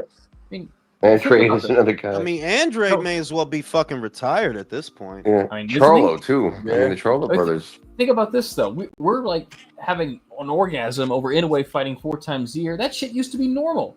That shit used to be on the low side. Yeah. So I mean, a lot of the damage that was done to the and it really set the precedent too for the modern boxing era. The whole sides of the street bullshit. All of that really starts with the Waddle and Reed money. All of it, everything. It encompasses everything that, okay, boxing is becoming more territorial. Less and less people are working together now. Networks are giving promoters exclusivity deals to make sure that the talent doesn't go anywhere and to make sure that they don't work with other outfits. All of that really begins in 2014, 2015 with the Waddle and Reed money. That's where all of that starts. Well, Jules, that's technically not true because both HBO and Showtime in the 90s were doing exclusivity deals with certain guys. So even back then, the shit was going on. Because look at HBO. They had exclusive deals with Mayweather, De La Hoya, fucking Mike Tyson, et cetera, et cetera. And Showtime did the same shit. they had exclusive deals with certain guys. Not really, because there was not an issue making big fights, whether the guys with this guy or the guys with that guy. Before 2014, it was basically a free-for-all. Everybody, you never had to worry about a fight not happening because he's with him and he's with him. It just didn't. It didn't happen. It didn't happen. But Jules, hold on. In the 90s, though, remember, there was a lot of guys with Don King and there was a lot of dudes with Bob Arum. Those motherfuckers, they hated each other with a passion. But what they cared about was, can I fucking make money off of... Well, you're just saying back to me what I said, bro. That's what I said, that in that era, if there was a fight that needed to happen, you didn't have to worry. Odds are it was going to happen. It was a rarity. You know, like one odd example of a fight that needed to happen but didn't, even though it didn't used to happen that often, was Riddick Bowe and Lennox Lewis. But the majority of fights that were identified as big fights, they happened. Yeah, most of them shits happened. Only in 2014 and onward did you start to see, yo, why the fuck didn't Lomachenko and Mikey fight? Yep. Why the fuck did Peter Quillen not fight Golovkin and Karabov and all these people? Why didn't they fight? Why didn't Javante Davis fight Loma? Why didn't he fight Tim Farmer? Why didn't he fight Miguel Burcheld? Why didn't he fight Alberto Machado? What the fuck happened? Why did Keith Thurman not fight Errol Spence? They were on the same side of the street. Shit, why did Errol didn't fight Cotto? Why didn't that happen? Exactly, like this thing about fights not happening, honest to God, it doesn't really start until 2014. That's when it became a problem. It was an oddity before that. Here you have a big fight, but it don't go down. 2014 onward, Kovalev never fought Stevenson. Why? Because fucking Stevenson went with the PBC and Kovalev was still on HBO. Hey, Jules, that's when all that shit starts. I got a question, man, about something you said. And this ain't a challenge. This is a real question because I don't know, so I'm asking. How does Waddle and Reed come into play? Like, what's their role? Okay, so Waddle and Reed basically gave Al Heyman the startup money to start up his PBC, right? And the way that they really came into it, you have to remember, you're going back to 2014, 2013, when the name of Floyd Mayweather was worth a lot of money. It meant a lot that Al Heyman and Floyd Mayweather were doing what they were doing, especially on the heels of Maypac and all that different stuff. So they gave him investors put up approximately $500 million, and they gave that to Al Heyman. What he used that money for is to buy time, which is like, this is unfucking believable, but okay. You bought time on Spike, on ESPN. He bought time on it's basically like you spent most of the money buying ad time on networks that had no commitment to you, basically. That means that just because you did a show on ESPN, you bought some time to do a show on ESPN, that doesn't mean ESPN is going to give you a deal. And they didn't. They gave Top Rank the deal. You could do that on Spike. Literally, that's what happened. You paid for time. You paid for time on ESPN to do a fight. And in the end, when ESPN gave somebody a big landmark deal, it wasn't you. And their rationale was, if we buy the time and we do these fights on these platforms, the viewership will justify the money we spent. That's what they thought, that, we're going to get so many views. They're going to be begging us to bring this programming to their network, except they didn't. Hey, Jules, but also that has to do with the shit fights they put on. No, don't get it twisted. Yeah, that like, bro, what fights were you doing, bro? Thurman versus Diego Chavez? What fights were you doing, bro? Fucking Danny Garcia versus Mauricio Herrera? Spence versus Leonard Bundu. Right? Spence versus Chris Algieri. Hey, Jules, check it out, though, bro. I found something interesting. Wasn't it about 4 years ago, around 2021, maybe early 22, but around 2021, when you started talking about the, PBC's on the downfall, like the writing's on the wall, right? That was about 4 years ago, right? 2021-ish, I think. I'll tell you. I started talking about that in 2018 was a great year for the PBC because they had got not one but two landmark deals. I started noticing the slippage in 2019. That's when that's specifically when I started talking about this is not sustainable, and if this continues, Showtime is going to leave boxing. And guess it what was happened? Check it. Here's No. Go ahead. Yeah, here's what I found. So in 2021, they were acquired. Waddle and Reed got acquired by Macquarie Asset Management, and then immediately Waddle and Reed's wealth management division was sold off to LPL Financial, and then boom, the PPC continued to slide, and they're almost done now. Oh yeah, but by 2018, I infer that by 2018 all the Waddle and Reed money was gone. I infer that by that time most if not all of that money was gone. What saved them is that you got landmark deals on Fox and you had got an extension on Showtime. So at this point you're operating off of the annual budget that they were providing you at that point. But I'm pretty sure that by 2018, 2019, and especially 2020, most of that Waddle and Reed money's gone. Most of it. It was You gone fucked it because up. the company that bought them, when they did the valuation of all the fucking shit Waddle and Reed had, they put the valuation of the PBC, the Heyman Sports Holdings, which owned the PBC, at zero. Yep. Absolute zero. Yep. It's an That's what I'm getting at. I was like, insoluble. Like that's not a business, dog. But I'm saying that's cool because you know how many It's people a money pit. telling you were wrong, Jules. All those It's years a ago, toilet, bro. people saying you were wrong, bro. It's a black hole. Talking shit, man. Like, nah, there it is. There's the proof, man. Like, The shit is con gente así. This is the thing. With the people that used to curse me out, and some of the people that are still mad at me now for having been right, I don't care if you acknowledge I'm right. That's not the virtue of me knowing this stuff. You understand that the end game is not Julius saying I was right and you were wrong. You understand? I don't speak to motherfuckers like you. I'm not speaking for motherfuckers like you. You understand what I mean? I'm not talking to that audience. I'm talking to Alex. I'm talking to Drew.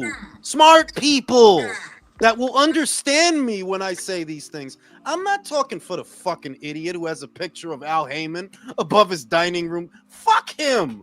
All right, sync with that shit, bro. can't use logic with a dumbass, man. Can't use logic with a dumbass. I mean, you can give a nanny boo boo. You understand, Alex? That I'm like, yo, if I'm telling you things, and I'm telling you things 5 and 6 years ahead of schedule, and all you can fucking do is get mad at me because you're a fucking moron.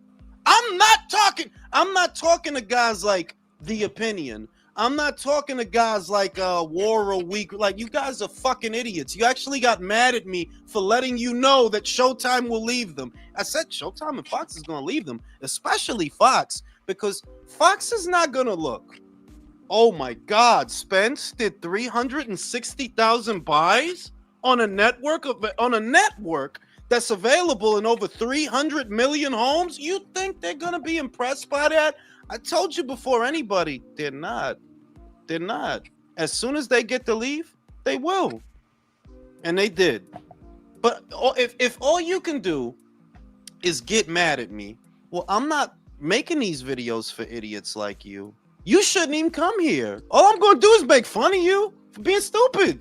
I make videos for Alex, for Drew, for smart people. Not y'all silly ass motherfuckers. If you can't derive the jewels I'm giving you, yo, just go to another channel, dog. Go to Southpaw. His channel's huge. He speaks your language. That's who you need to get your boxing talk from. Oh man, that's a damn shame, dog. Oh my God, Southpaw. Because there's, like I said, when I arrived on this planet, we immediately evaluated that 75% of the human race are fucking morons. Bro, the amount of streamers I went through to find one, bro. There are actively more fucking idiots on planet Earth than there are smart people. It's a common sense argument. I agree. Shout out to motherfucking Mexican Killer. Jules, I was on Facebook Live for many of the Barrios fight, and literally on that one live, they hit 320,000 views. The pay-per-view is not... Yo, de verdad. Like, pay-per-view is kind of dead in the sense that it's too easy to steal a stream. And especially in America, I think. I can't even think of a fight right now that is huge, you know. Just maybe one, and that's Canelo Benavidez. That it would be like a bona fide pay-per-view, you know what I mean? That it could do $1 million, right? The only fights that I could think of on that scale involve Canelo, and Canelo is like a fucking cheat code. Like we shouldn't even mention Canelo. To be real, like it's like a fucking cheat code. Like, that's not fair. That's not fair. You talking about Canelo? David doesn't have any base of that fan base here. I mean, you know, because I think about like Stevenson Davis, which it's a great fight, right? But do you really? I don't think that does $1 million. I don't like $1 million. Davis's fans, the majority of them steal. So who's gonna get it to $1 million? The majority of Davis's fans are the same people that steal pay-per-views. What, Shakur's? Because Shakur has legions of fans. Maybe for free on ESPN, not on pay-per-view. You know what I mean? So it's hard to imagine another fight like, let's just take Canelo out of the equation. Is there any other fight involving Americans or American-based fighters that could do $1 million? No. I can't think of one. I can't half a million. I can't think of. I mean, another Tank and Ryan rematch, maybe. Not because Ryan's fucking stock is in the crapper, bro. Like he lost to Rolo. That was a joke, bro. Fuck that. I don't want to see that shit. And that's where it's at. But that also speaks to the pay-per-view model, that it's been so abused and overused for so long. You're better off not going that route, dog. You're better off not going that route. Maybe that's the reset that boxing needs. Like, y'all gotta stop with this pay-per-view shit, dog. Like, y'all need to stop with that shit. Why people blaming the belts? That's also ruining the sport. Because they're stupid. Yeah, that's what I said. Just because they're stupid. The belts are not the problem with the sport. The problem with the sport has been the politics. Now, Turkey's been in the boxing space for close to 2 years now. And he's helping to take that away. But before, if boxing was facing a problem in America that was hurting the sport, it was the exclusivity deals and the platform issues. That was the problem, that we didn't get that Kovalev-Stevenson. We didn't get that Lomachenko versus Gervonta when it was hot. To an extent, Crawford and Spence is the same thing. That fight was bigger in 2019 than it was in 2023. The fight was after he got hit by that car and he's got the eye injury, and it's not what it was, bro. I'm sorry. It's not what it was. That fight was actually bigger in 2019. How do I know? When they had that face-off, when you finally saw Spence and Crawford arguing with each other, right? That shit was huge, bro. That shit was huge. To see them face to face, because we had already been arguing about it for about a year and a half. This becomes a conversation in 2018. And we're, Spencer do this, Crawford to do this. So that in 2019, when they confronted each other, it was iconic, bro. You got Crawford with the black hoodie. You got Spence with the red hoodie. I looked at the metrics for all the videos that showed that confrontation.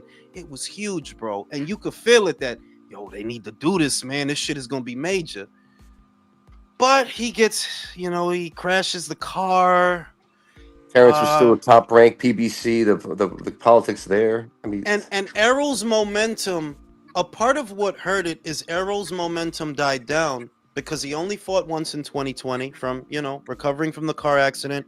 He comes back. He fights Danny Garcia. He didn't fight at all in 2020. He didn't fight at all in 2021. 2021? Yeah. He didn't fight at all. He only fought Ugas in 2022, and then it's a year he doesn't fight. And then after that, in July of 2023, then he fights Crawford. But by then, you can see the fight didn't do 1 million buys, bro. It didn't do 1 million. 5 years of buildup, bro, and it didn't do 1 million.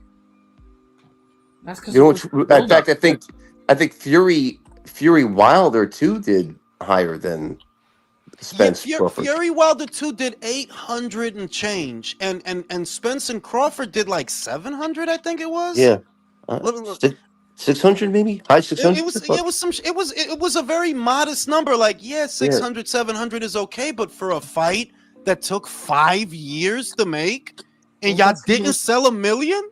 That's because there was no buildup. Like the buildup was Crawford fighting guys like Amir Khan or the ghost of Kell Brook, while Spence was doing a bunch of in-house fights, and they pretended Crawford didn't exist. Yep. It's like, how do you build up that? No, that was the same argument that I made, that build up for a fight is not trashing Terrence Crawford, is not convincing, because you really got to remember this stuff, the lengths that the PBC went to. They were trying to convince people that you don't need that fight, that you don't want that fight. I remember Richard Schaefer said, yeah, more people want to see Mikey fight Spence than Crawford. I'm like, yo, this dude is on fucking he said that. I mean, Jules, all you had to do was watch one of their bullshit telecasts when they would talk about the champions at 47. They never once put Crawford's face on the fucking screen. They were always putting their guys. They were trying to do some Men in Black shit, like erase Crawford from your fucking memory. Yeah. None of that is built. That's not how you build a fight. But the PBC were never building that fight because the PBC never fucking wanted that fight, dog. They never wanted that fight. The only reason they finally put it together is because they were desperate and Crawford was a free agent. They were desperate because they knew, yo, the Showtime deal is ending very soon. We gotta pull out all the stops. Yeah, it was a going out of business sale. Exactly, and they could have done the Wilder AJ disputed fight. And they killed that one as well. That's another thing. That I think that actually hurt them more. I really, hand on heart, I believe that hurt them more than Crawford and Spencer. Toda esa vaina con ese hombre flaco, that's nothing. Everybody that's a boxing fan knows there's nothing like heavyweight boxing. Yep. There's nothing like heavyweight boxing. Yeah, that's right? facts. And if you would have did that fight when you had the chance, because like personally, I don't think they were ever going to do that fight. The PBC, personally, I don't think they were ever going to do that fight. But if they were smart, y'all had the chance to do that fight before the Zone debuts in America. They had the chance to do that fight before that.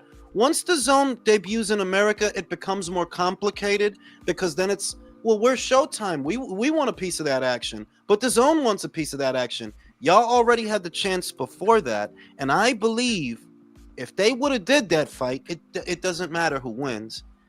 If they would have did that fight, I hand on heart believe boxing would be in a better place right now in America because there's nothing like heavyweight boxing. That is a fight that's one of those few fights in the eras of boxing that I've been in, that I've seen. The whole world would have watched that fucking fight. So you think if world, so even you by think proxy, go ahead, bro. Go ahead. Oh, my bad, bro. My bad. I was just gonna ask. So do you think if Wilder would have taken that DAZN deal back in 2019 to fight Joshua, you think it'd have been, it would have been a different story right now? Yes, I'll say that. Personally, I don't think Wilder would have won, but it's not even about who would have won and who would have lost. Right. That fight would have been such a huge advertisement for boxing, bro. Because that's what you have to understand, that when a huge fight happens, right? You're advertising boxing as a product. And that is, the world didn't care about Garcia versus fucking Davis. America cared about that dumb shit, not the world. The world didn't care about Spence and Crawford like that. America cared, but not the world.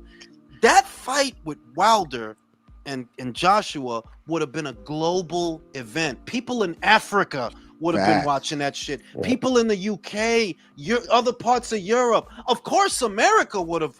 That would have been the thing that weekend that absorbs everything. Fight parties everywhere. Long titties. It would have stopped the pop culture world. Long titties, short titties, round titties, hairy vaginas, landing Scandinavian titties.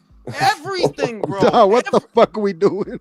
See, this is the thing. You got fights like Muhammad Ali versus Floyd Patterson. Good fight for Ali. Good scalp for Ali. Then you have George Foreman. You understand? George Foreman. It's like there are very rare opportunities to capture the entire world's attention with a fight, because the stars have to align for those kinds of fights. You know what I mean? They don't just happen on their own. Even through conventional boxing means, they don't always happen. There are these rare opportunities when the stars align that you could make a fight that the whole world cares about. The whole fucking world. And that was that in this generation that we're in, that was that fight. Unbeaten Wilder, unbeaten AJ. All the belts. America versus the United Kingdom. Bro, I get fucking goosebumps even saying that shit because I know how big it would have been. And they fucked up. They not Eddie. No, Eddie was trying to make that fight, bro. I don't want to hear it. I saw the whole thing. Eddie was trying to make that fight. And Eddie's track record shows he's not afraid to put his guys in situations where they'll lose. He's not. 50 million was fucking made him fight bullshit. Usyk. But on a smaller note, Jules, like wasn't the AJ winning in New York had a lot riding on it too, right? Because that could have helped still too. Oh yeah, of course that would have helped. But if AJ not losing New York, the health of boxing in America would have been a little bit better too. Well, I'm not gonna say that because AJ winning or the health of American boxing was never on AJ's shoulders. The New York thing doesn't come into it until after talks for Wilder fail, and the health of boxing in America wasn't on AJ's shoulders. It was on Wilder's. That's whose shoulders it was on. It was on Wilder's. That's true. Now you have to imagine is, let's just say you're an advertiser. You're a major brand. Fuck this boxing world bullshit. You're an advertiser. You're a major brand. You're Range Rover. You're Hugo Boss, right? You're fucking whoever, right? And all anybody in the world is talking about is your fucked up mic. What the fuck? All anybody's talking about is AJ versus Wilder. This is a huge advertising opportunity for this sport because whoever wins that fucking fight is a superstar. Whoever wins that fight. We never got the fight, so we never really got that superstar. But that fight was so fucking big and such an amazing advertisement for boxing that it wouldn't have even mattered who won. It wouldn't have mattered. Because people on the outside of the boxing sphere would have looked at boxing and said, did you hear about that fucking AJ and Wilder fight? Look at the views that they're getting for this fucking thing. Yeah, we gotta attach ourselves to some boxing. Look at the winner. He's fucking Sidney Sweeney. Right? Instead, they both lose to fat guys.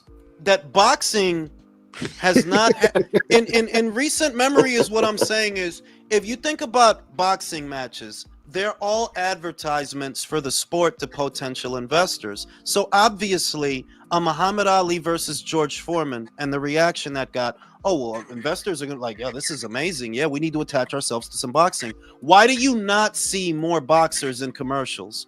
Why do you not see more boxers advertising major brands? Because the sport doesn't have a good advertisement.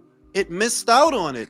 That fight was that advertisement. And I'm telling you, Drew, the whole world would have stopped to watch that fight. Not just America, not just the UK, the whole world.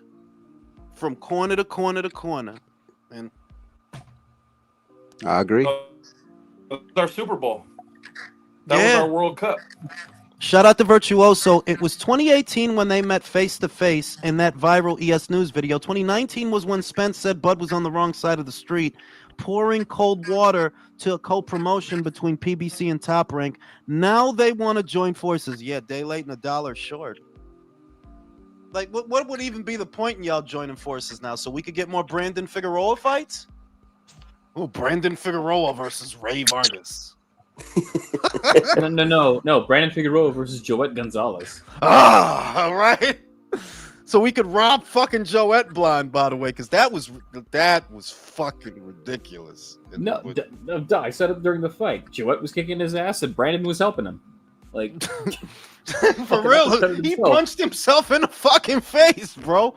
And you know Lawrence Okoli did the same thing. I think it was Lawrence Okoli. He punched himself in the face too that same day. Fucking beautiful, bro. Now I'm gonna go smoke a cigarette. I'll be right back. What the fuck? God damn it.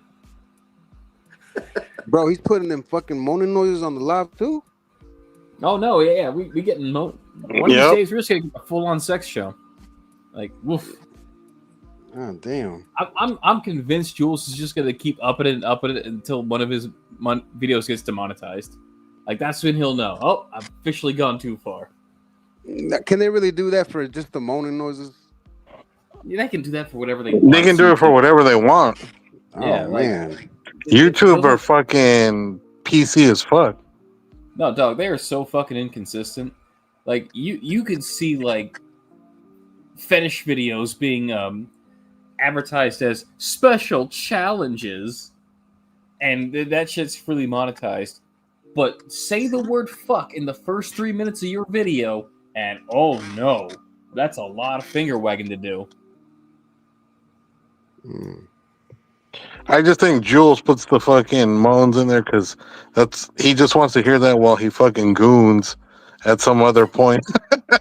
Nah, I think he's doing it to make us make the listeners, like, if they got it playing out loud, it's gonna embarrass whoever's fucking listening. And it's actually happened to me twice. One with my mom, with my own mom.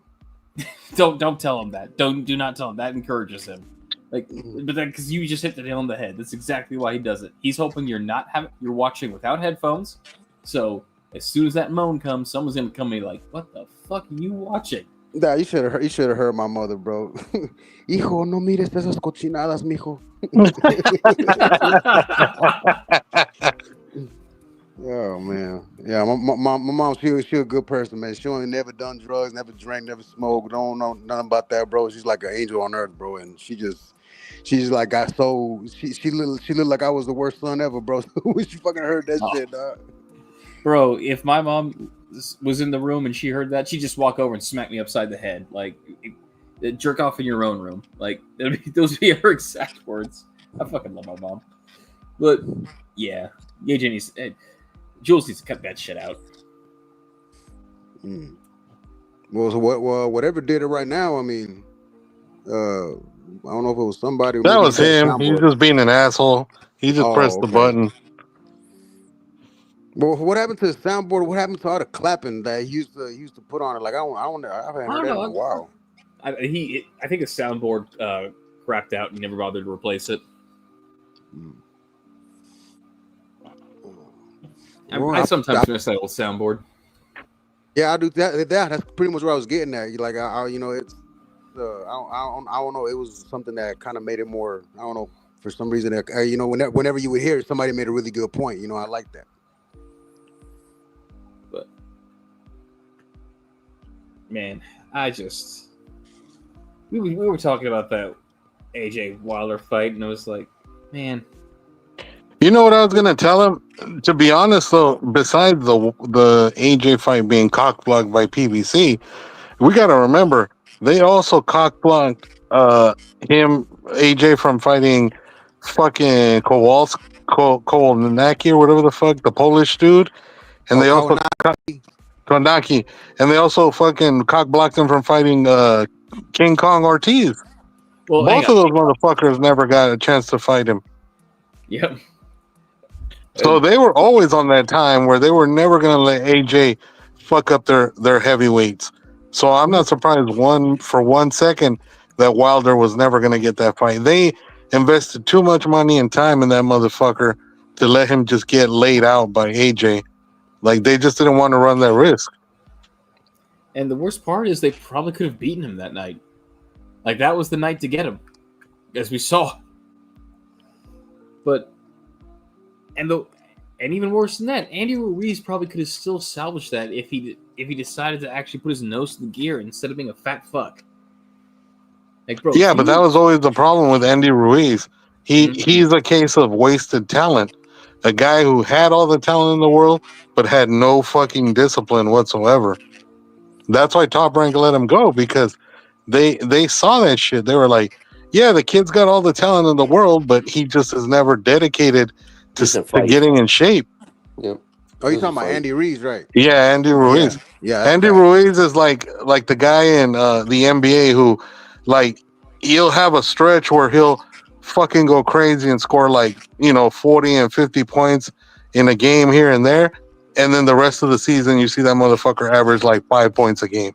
It's like, man, get the fuck out of here. Like, people eventually get tired of your potential, you know? They get tired of that shit. They're like, yeah, man, this is some bullshit. Hey, you leave Michael Porter Jr. alone, motherfucker. Okay, he's trying his best. Michael Porter Jr. ain't the only one. There's plenty of examples like that. There's guys like Eric Gordon. There's guys like fucking Gerald Green. There's guys like Zion Williamson. Motherfuckers that show you flashes of how good they can be, but they're just never fucking consistent for one reason or another. Man, Nikola Jokic has fucking Porter Jr. and Aaron Gordon on his team. How did he win anything? Because he had other guys that fucking helped him, like Caldwell Pope and Jamal Murray and fucking who else is on that team? Bruce Brown. Bruce Brown. Like he had some decent guys that made up for the scrubs that were on the team. Mm. Well, they got rid of Porter Jr., so that's a start. I'm about to get some ass, guys. I'll holler at y'all later. Peace. So apparently we're the only ones left. It sounds like all these other dudes left. Well, I mean, this is just not an exciting week. Even Julius left. No shit. What the fuck? Yeah, I know. It fucking sucks because there's only one fight on all weekend. Like, I can't stand that shit when they have all these fights on the same day and then the following week there ain't shit. Nothing. Spread that shit out, home. What's the next big week? What's the next big fight week anyway? The 16th of August, the next Turkey card. Oh, that's right. Next week is the Kenshiro Taraji card. So yeah, but that's that's on a Wednesday. and it's early in the morning. Yeah. I think the biggest card next month, I think, is the Dillian White at Talma, but you know, it's Dillian. Like, it's not that it's not big for Americans. You know what I mean? Like, it's not big. No, that's a hardcore card. It is for us. That's a Brit card. Yeah. It's a Brit card. Like, does he continue his thrashing, or does somebody upset the apple cart, bro? Like, yo, the little hype job. What happened? I think Dillian about to get laid the fuck out. Yeah, I think so too, bro. I think so. Yeah.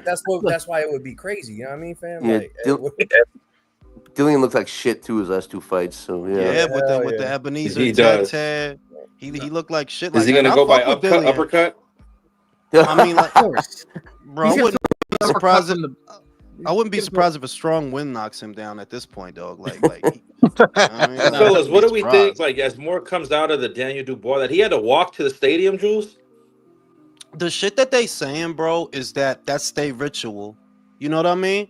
The shit they saying is that he threw. I'm not saying it's okay, by the way, but what I seen Don Charles say is they did that the day that he beat Anthony Joshua as the justification that, yo, before y'all say this and that. That's how they get ready. That's they prep. But my thing is, Daniel ain't the one throwing that party, dog. You think Daniel ain't the one saying, yeah, yo, get these bitches. I need ice cubes. You know what I'm saying? I'm like, no, that's his dad doing all of that. So you got to ask yourself, do you really think any of that is helping Daniel? No, because was that the ritual for Joe Joyce and the first Usyk fight? More like this, because it's a nuanced argument, because let's be real, that party ain't why you lost the Usyk, bro. It's not. No, y'all didn't throw. I'm pretty sure y'all didn't throw a party in Poland when he beat your ass, right? when you took a knee off a jab. But at the same time, it does highlight that, like, yo, this is another one of them boxing dads that we always talking about. That you doing too fucking much. Why would you be throwing a party in the middle of the afternoon? That's not for Daniel. That's for you. So you can look like a big timer. And that's why God knows his limitation. Can you imagine if Devin Haney, Bill Haney, or Teofimo Sr. had the budget and the money Dubois is making for their kids? Oh my God, Jules. Yeah, it'd be insane. Wait, Drew, you talking about the same Bill Haney who's letting his fucking son buy $2 million watches and flashing them on Instagram? Can you imagine if they had can you imagine if they had Daniel Dubois money who's getting 50, 60 millions, bro? I'll tell you what, when I see Devin, I can't wait for him to go broke. I'm gonna be laughing. Because I'm kind of old. So I don't, you never know. But the day he go broke, I'm be like, yeah, because you spent $2 million on watches, you fucking idiot. Who is that for? Who is for the bitches that's gonna take you to court when you nutted? Is that who that's for? Hey, matter of fact, really, the last time you see him, he gonna be on an episode of Pawn Stars with Rick talking about, hey man, 100's the best I can do. Like he's really trying to recreate everything Floyd did. Like, I'm out here buying the jewelry, taking cash. No one takes cash no more. Is there anything more gay than, because I don't? It's like, yo, get out of here. Like, who is that for, bro? Like, you doing that for other men, I guess. Because the bitches don't really care about that shit. You just doing that shit to impress other guys. And is there anything more gay than getting all your cues from another man? This is my life's aspiration is to be more like Floyd. Bro, just give him a blowjob. He's doing the same thing women do. You know how women show off the red bottoms on their heels to each other? Like, that's the equivalent of that. Yeah, like or the handbag. Balenciaga, you old Balenciaga ass. Like, get out of here. My car ran out of gas, so I went and bought a new car. Aren't I so rich and famous? I can't wait for him to go, because he's going to. There's nothing sustainable about the way that a lot of these athletes spend. I think, who is it, Drew? Ocho Cinco, that he's notoriously cheap? He says he buys fake jewelry. He buys all his jewelry's fake. That's how you supposed to do that, though. Like Ocho Cinco understand it. Like, yo, dog, what are you doing? Even Ocho said these bitches don't know the difference. They don't, bro. All they know is that's Ocho Cinco, so it must be real. He said, I'm looking fly and saving bread, bro. Jules, he's not the only one. There's a couple other guys that did it the right way in football. Marshawn Lynch made $70 million in his career. That motherfucker never spent one penny of his earnings in football. He literally lived off of his sponsorships and commercial money that he got. He said he used to eat all his food at the facility. He let them pay for it. Hey, Rob Gronkowski. And Gronkowski did it too. Bro, to this day, he has not spent one single NFL paycheck. Like you can't get mad at it because eventually that money's gonna stop is the main thing. And while everybody's not entrepreneurial,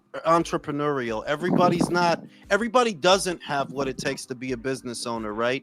If you're making that kind of money, there's no reason on earth that you shouldn't be set for life. 70 million, dog. There's no reason you shouldn't be set for life. That's more money than most people. The interest on the interest on the savings of that is making you money. But I was gonna say, Jules, you look at Ocho Cinco, look at his co-host Shannon Sharp, who just got taken to the cleaners by the OnlyFans hoe, fucking for 10 mil. They settled. But that's better than the alternative, if we're honest. That is better than the alternative. Well, let's be honest, Jules. The reason he did it was he didn't want them motherfuckers in court showing videos of him probably choking the bitch with a dog chain or some shit. That's why. Doing Oscar shit, huh? You know?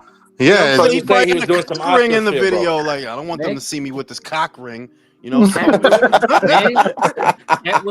this get out. They don't want to see him with a fucking BDSM mask on. For real, you know what I'm saying? So it worked out for Shannon though. It worked out, and the other thing is better though, because if she really felt, and if her legal team felt that they could get him, they wouldn't have settled, Drew. They would not if they felt that they could get him. Yeah. Settling was the better alternative. Like, you know what? Let's not gamble, not getting nothing. Let's just take this couple mil and get the fuck out of here. This is better than nothing. we all come away happy. Yeah, you know. So yeah, but see, that's the difference, Jules, between a guy like money, Jules. You literally got to be a monk. Like, I can't fucking. The shit is that all these bitches trying to take me. The shit, because that's what I was going to say. That a Shannon Sharp should not be fucking with some 18-year-old tart. Like, bro, it's just pussy, man. You know, if you probably would have told Taraji P. Henson a couple of jokes, she probably would have gave you a hand job. You supposed to be fucking actresses and people of that ilk, not some fucking OnlyFans. Even hot, bro. Joy Taylor's out here handing this shit out like government cheese, bro, and you messing with this little girl. Like, I know Joy Taylor's titties are a bit long, but they're not as expensive. You know, like this. Yeah, this Shannon already fucked Joy Taylor when she was his co-host.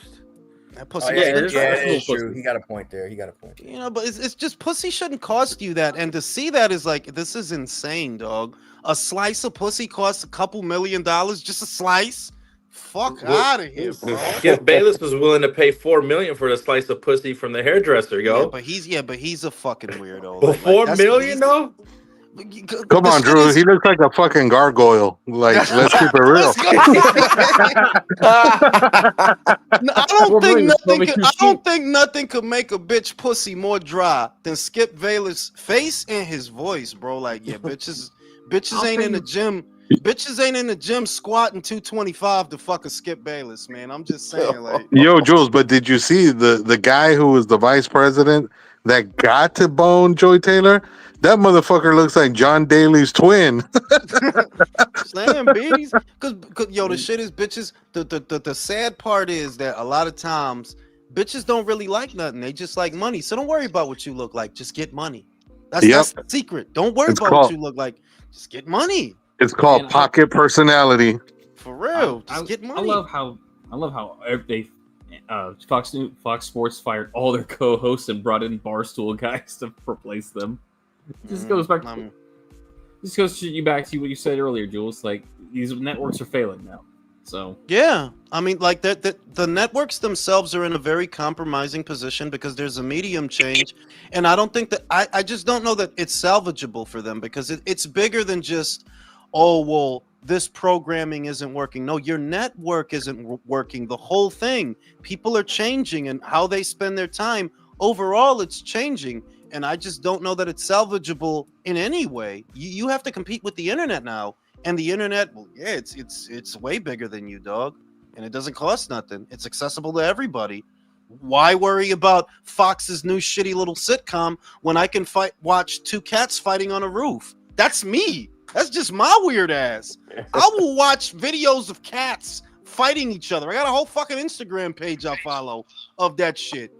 And instead of worrying about I'm serious, bro. That's the pettiest motherfuckers. I just watched a gator and a crocodile on a YouTube video today.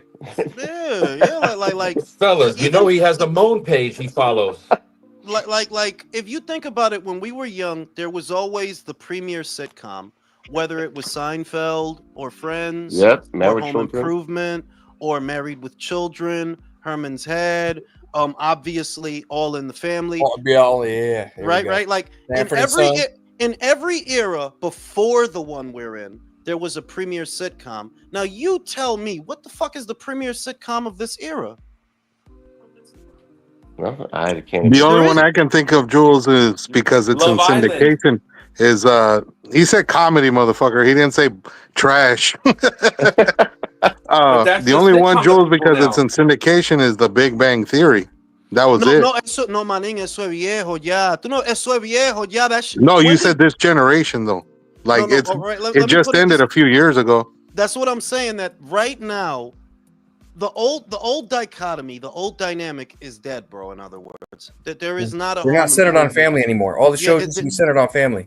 There's not a Home Improvement. There's not a Married with Children. That way of doing things is dead because comedy is very unique now. Also, some people are idiots like me and they just laugh at people falling down and hurting themselves. You can't turn that into a sitcom.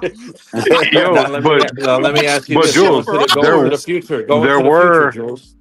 there were comedies though that weren't family centered. Like Martin was popular. Seinfeld. I never said family centered. I'm just saying that there was always a premier sitcom that most Americans would gather around their television and watch it, whether it was Martin or Family Matters or Dinosaurs or Full House, right? Cheers. There was always TGIF. That was a huge one, Cheers. Whereas in this era, the way that you know that TV doesn't have the sway that it used to is there is no sitcom like that. There's no sitcom like that everybody watches. No. Yeah, there isn't. That's how you know that the grip that television had on the American household is waning. It's dying. And the viewer experience now, it's way more customized, tailored to you via the algorithm. Really? For sick people like me, I just want to watch people get injured for a few hours. I'm gonna laugh off of that. I don't need cats. Yeah, I don't need the canned studio laughter, of a sitcom. I never fucking thought Full House was funny. It's a stupid show. I only watched Friends because I wanted to fuck Lisa Kudrow. Right. Like, I mean, who didn't though? To be honest. Honestly, Jen Aniston is. I mean, everybody was bugging out over Jennifer, but I knew that underneath those frumpy outfits, Lisa Kudrow has a big ass. I knew, I could feel it like nobody. Yeah, you can feel it. I could feel it like she's got a big ass under there. She was the one that could make it exciting and behind the sheets. Yeah, because Monica was too skinny. Jennifer Aniston has an annoying voice, but Lisa Kudrow, I used to want to fuck Lisa Kudrow. I jerked off a lot to Lisa Kudrow when I was Now, a lot. We're talking. The theme here is Jules, my wife was the like, theme wow. here is the Stop lying, changing Jules. medium. You only started doing that when you saw her movie Marcy X. Man, I used to love Phoebe, man. Fucking Phoebe. Oh my God. I just knew she had big legs and a big ass under there. So when you think about where America is in terms of TV programming, and I've seen it, like I've seen the apps and I've seen the streaming platforms, they try to come out with sitcoms the way that the networks used to, but it's not working. People just aren't gravitating towards them. And you're seeing like familiar actors and familiar faces from other sitcoms, and they don't have the celebrity that they used to. They don't have the pull that they used to. That the dynamic of everything now is completely different.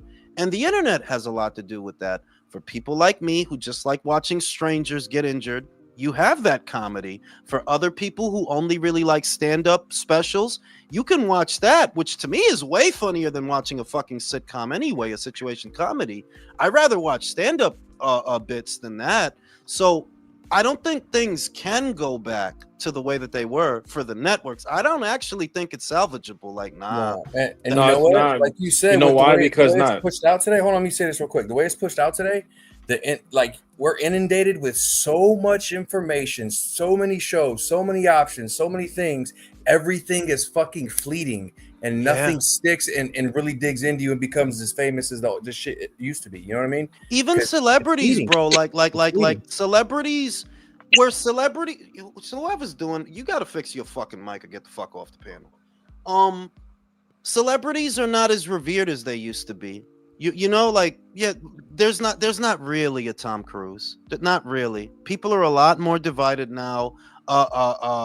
There's not a Tom Cruise. There's not a Brad Pitt. Not in this new generation. There isn't. And generally, celebrities are viewed now as being bad via the conspiracy theories and stuff like that. That even the celebrities themselves, the actors that are in the big time movies, they don't have the pull that they used to. They don't have the sway over the people that they used to. They're not viewed as gods. They're viewed as potential chomos. Now, anybody in Hollywood is looked at as a weirdo. Yeah, but that's all these fucking idiots with their tinfoil hats and all that bullshit. But there's some truth to it, though. It's just the effect that it had, Ignacio. You know what I mean? That maybe it's true, maybe it's not, but it doesn't matter because the damage is done. The damage is done. Yeah, people don't look at these celebrities as gods anymore. What's the Brat Pack of this era? You know, before you had Emilio Estevez and Charlie Sheen and Ali Sheedy and Molly Ringwald. Now, like, no, everybody looks at a lot of actors as being weirdos. Well, Jules, the biggest difference between now. The closest thing we have is guys going, "Oh, this actor is a nice, good person," like Keanu Reeves, and that motherfucker's like what, 50? Exactly. No, but like they're trying. You see, they're pushing Pedro Pascal. You know, the liberal Latino actor, he's a fucking creepy weirdo, bro. Everybody knows. And here's the shit that it's. You know why it's not going to work with Pedro? Because motherfuckers know Pedro don't like pussy. Well, I'm sorry, Pedro. He's a claggett. I can't relate to that. In my country, we love pussy. Well, come on, Jules. What are you going to be doing? I can't wait till Leo comes on to hear this shit. What are you going to be doing, Jules, if Vanessa Kirby's stroking your neck like that? You're not going to focus on the interview. She's only doing that because she knows he's as gay as a pink ice cream cone, bro. Like he doesn't like pussy, bro. So is he as big of a claggett as Tank? You know what I'm saying? If he were sporting a corn dog sized boner, right? Well, I don't think Vanessa Kirby would be doing that. She's only doing that because he probably wears her underwear under the suits, bro. Like I was going to ask a question though. Like we're talking about. Who was the famous black and white actor who was gay as fuck and they kept that shit hidden? Yul Brynner. Cary Grant. No, wasn't it Yul Brynner? Nah, Cary Grant. I heard the guy from Moses was gay too, though. Nah, like the one that they did a documentary about how he was secretly gay was Cary Grant, and then there was another dude, Rock Hudson. Rock Hudson. Rock Hudson. Rock Hudson's who I was thinking of. But I was thinking of like Jules, like we were talking about everything changing. What's going to change for everybody when the AI gets so well that you get to plug in your fucking Chat GPT? Make me a sitcom of just cats fucking doing dumb shit or people falling. Okay, I'm gonna let you in on a secret. Right? If you're still alive, this will probably take about 50 to 60 years for you to realize that I was right about this. It'll take a while. The AI will be able to cut corners in a lot of areas, but what it will not be able to do is imitate the human experience. There is something uniquely human that is innate, and the AI will not be able to understand that well enough to duplicate it. So I've told you this a million times. Things on your planet happen in cycles, procession. Right now, the move is towards AI. When people get bored of that, and they will because they have the attention span of a common housefly, they'll start to lean more towards handcrafted human experiences, human comedy. They will start to move away from the digital stuff. But that will take approximately 50 to 60 years. Right now, right now they're all jerking off to the shit like, yeah, AI, yeah, you know, it's fucking great, bro. They're loving it right now, but they're gonna get bored. They're gonna get bored. So, do you think we'll get to a place like Demolition Man where they have sex like they had in the movie? I'm telling you, you're gonna be able to order seashells, bro. Yeah, I was just about to say. You're gonna be able to order pussy on Instacart, bro. It'll come to your door. They'll drop it off. No, but I mean, like you put the. Like we want to have virtual sex now. It's not even gonna be normal sex. Put the headset on. Let's do it in our avatar. Yeah, like you're gonna put an iPhone cord up your ass and jizz is just gonna shoot out and you gotta hit your left. The three seashells, man. The three seashells. You know what I'm saying? I wouldn't be surprised because this is the thing. These guys' lack of social skills and just being able to finagle, like, yeah, it could be difficult to finagle some pussy sometimes. Sometimes, yeah, some months you have a dry spell, and they're gonna get too used to the Amazon pussy, for lack of a better word, the Amazon to your door pussy, and that's gonna make it even more awkward and more difficult for young men to really learn the skills it takes to get these bitches to drop their drawers. It's gonna get harder. Like it's called social skills. Yeah, like these are, you know, only the strong survive. You got to show her. Hey, I got a really strong fucking boner. I want to show you. Yeah, the guys might go to virtual reality for the girls because that's kind of like you're kind of seeing that already, Drew, with the OnlyFans thing, right? Why specifically do young men subscribe to OnlyFans at a time when pornography is free? They're trying to replicate a relationship with this girl that's showing them their titties. Exactly. Yep. That's why it doesn't make to someone like me. It's never gonna make sense. Yeah, $7.99 to look at this same bitch's titties next minute. Why? What? Well, Jules, it's kind of the new age version of a strip club. The strip club's the same shit. You throw fucking money at a bitch to get butt naked in front of you, but you ain't gonna get to hit it. Okay, but do you understand that it's not like strip clubs went away? Just go to the fucking strip club. It would make more sense to go to the strip club than you're paying money to look at titties on your phone. Like that's, to me, that is insane. Bro, you can look at 40 titties for the price of one drink. Yeah, you can hear them slap. You can hear them slap against each other. You know what I mean? Like, you can watch an old movie with nakedness in it. It's like a video, except it's in person when they're dancing on the stage. It's crazy. Only to this day, OnlyFans is one of those things that I'm never gonna understand this. The most that I can infer is that the people that are financing these women and these accounts and this app, they're just social rejects, and they're too afraid of rejection to get out there. They're just that afraid of rejection. When, bro, it's not a big deal. It's just pussy. Fuck some fat bitches. If any young men are listening, I'm telling you, fuck some fat bitches. Get your resume up. Get your stamina up. And then, you know, you're going to start getting better opportunities once you build up your resume. But it starts with fat bitches. Just start with them.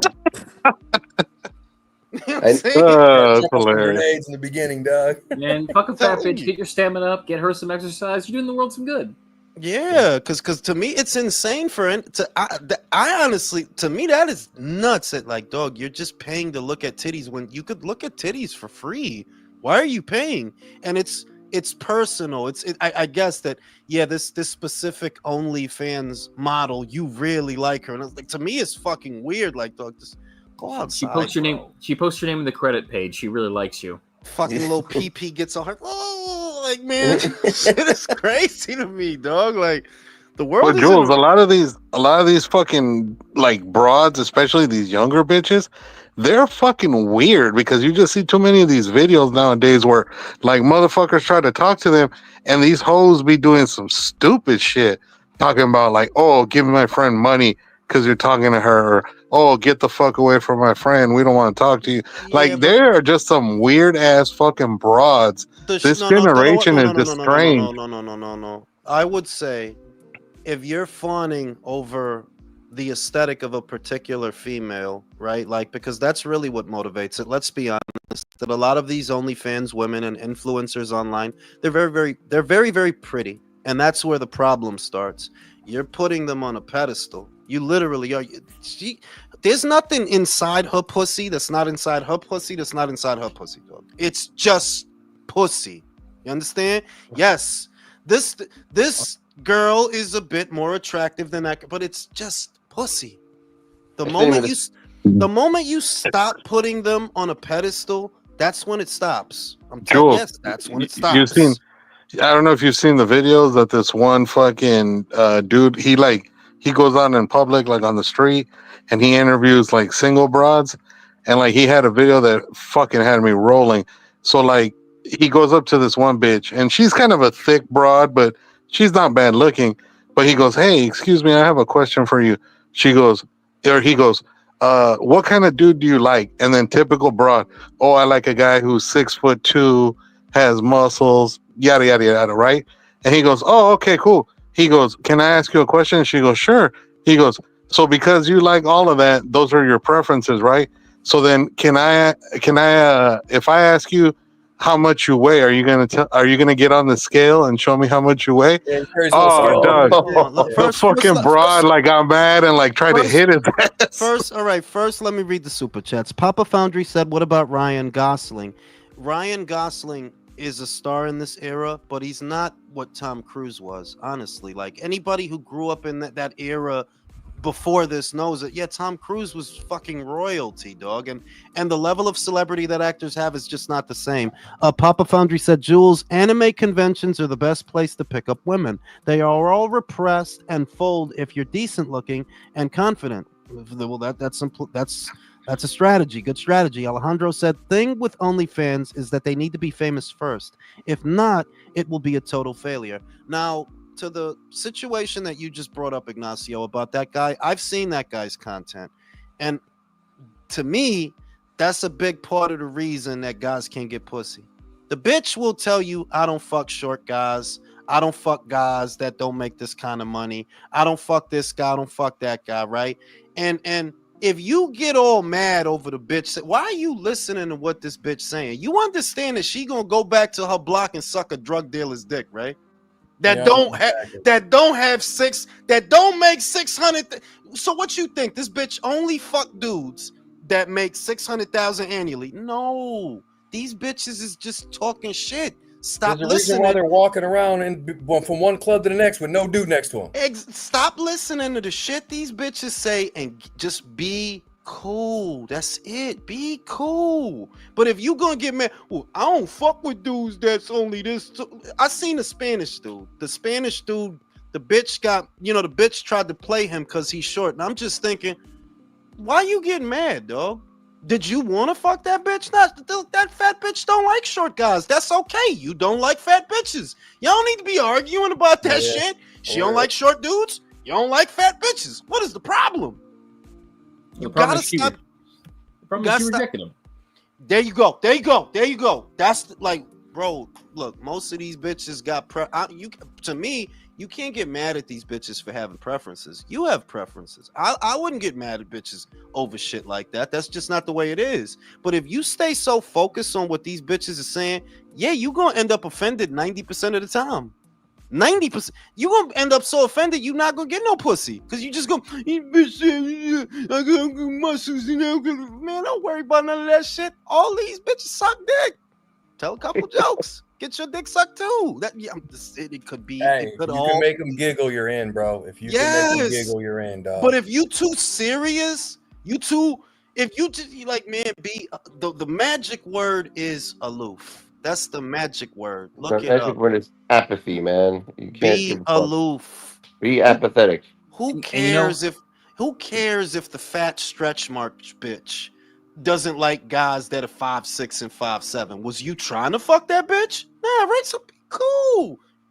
Move on to the next bitch. No, it's you are some bitch's fetish from top to bottom. You just haven't met him I'll yet. say there's That's some all. tall broad out there who love a short dude. You know what I mean? Like, it was I know y'all know the dude. He's a little Mexican dude. He's got a lot of hair, and he was asking the bitches about height. But I'm thinking, why you always asking bitches about height? Are you self-conscious? Because that's the main shit I see him ask bitches. Oh, because do you like sugar? It's like, bro, look, all these bitches are going to tell you the same thing, dog. If you looking for a bitch that's saying, yeah, I prefer a guy who's 5'5" over a guy who's, yeah, you're not going to find a bitch that feel that way, dog.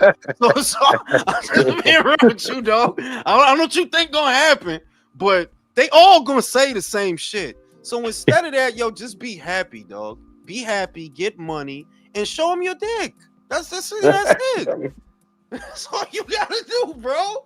Shout out to fucking Alejandro. Fair enough. I can handle rejection. Yeah, you know what I'm saying? Like, don't be mad at these bitches. Don't be arguing with these bitches. They hate each other. You think they don't hate you? They hate each other. A lot of times they hate themselves.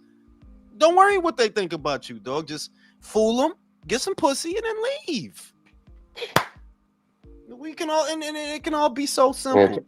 It's all your fault. You should have landed in Australia. Hey, because listen, man, when it comes to 99% of them, once you bust, you get that moment of clarity. You don't even want them near you or next to you. That post, when you bust, you regret and you still want to be next to the girl, she might be the one, dog. That's all I'm saying. That is true. That is actually true. If I'm not playing, bro. Feel that post-coital remorse, if you don't feel that regret, you found the right one. Because most of the time, that's what you're going to feel. That post-coital remorse is going to hit you like a bag of bricks. Now, look, I'm going to fucking go to sleep, and I will be going live again tomorrow, so I'll see y'all on the next one. Yeah, next Later. Peace.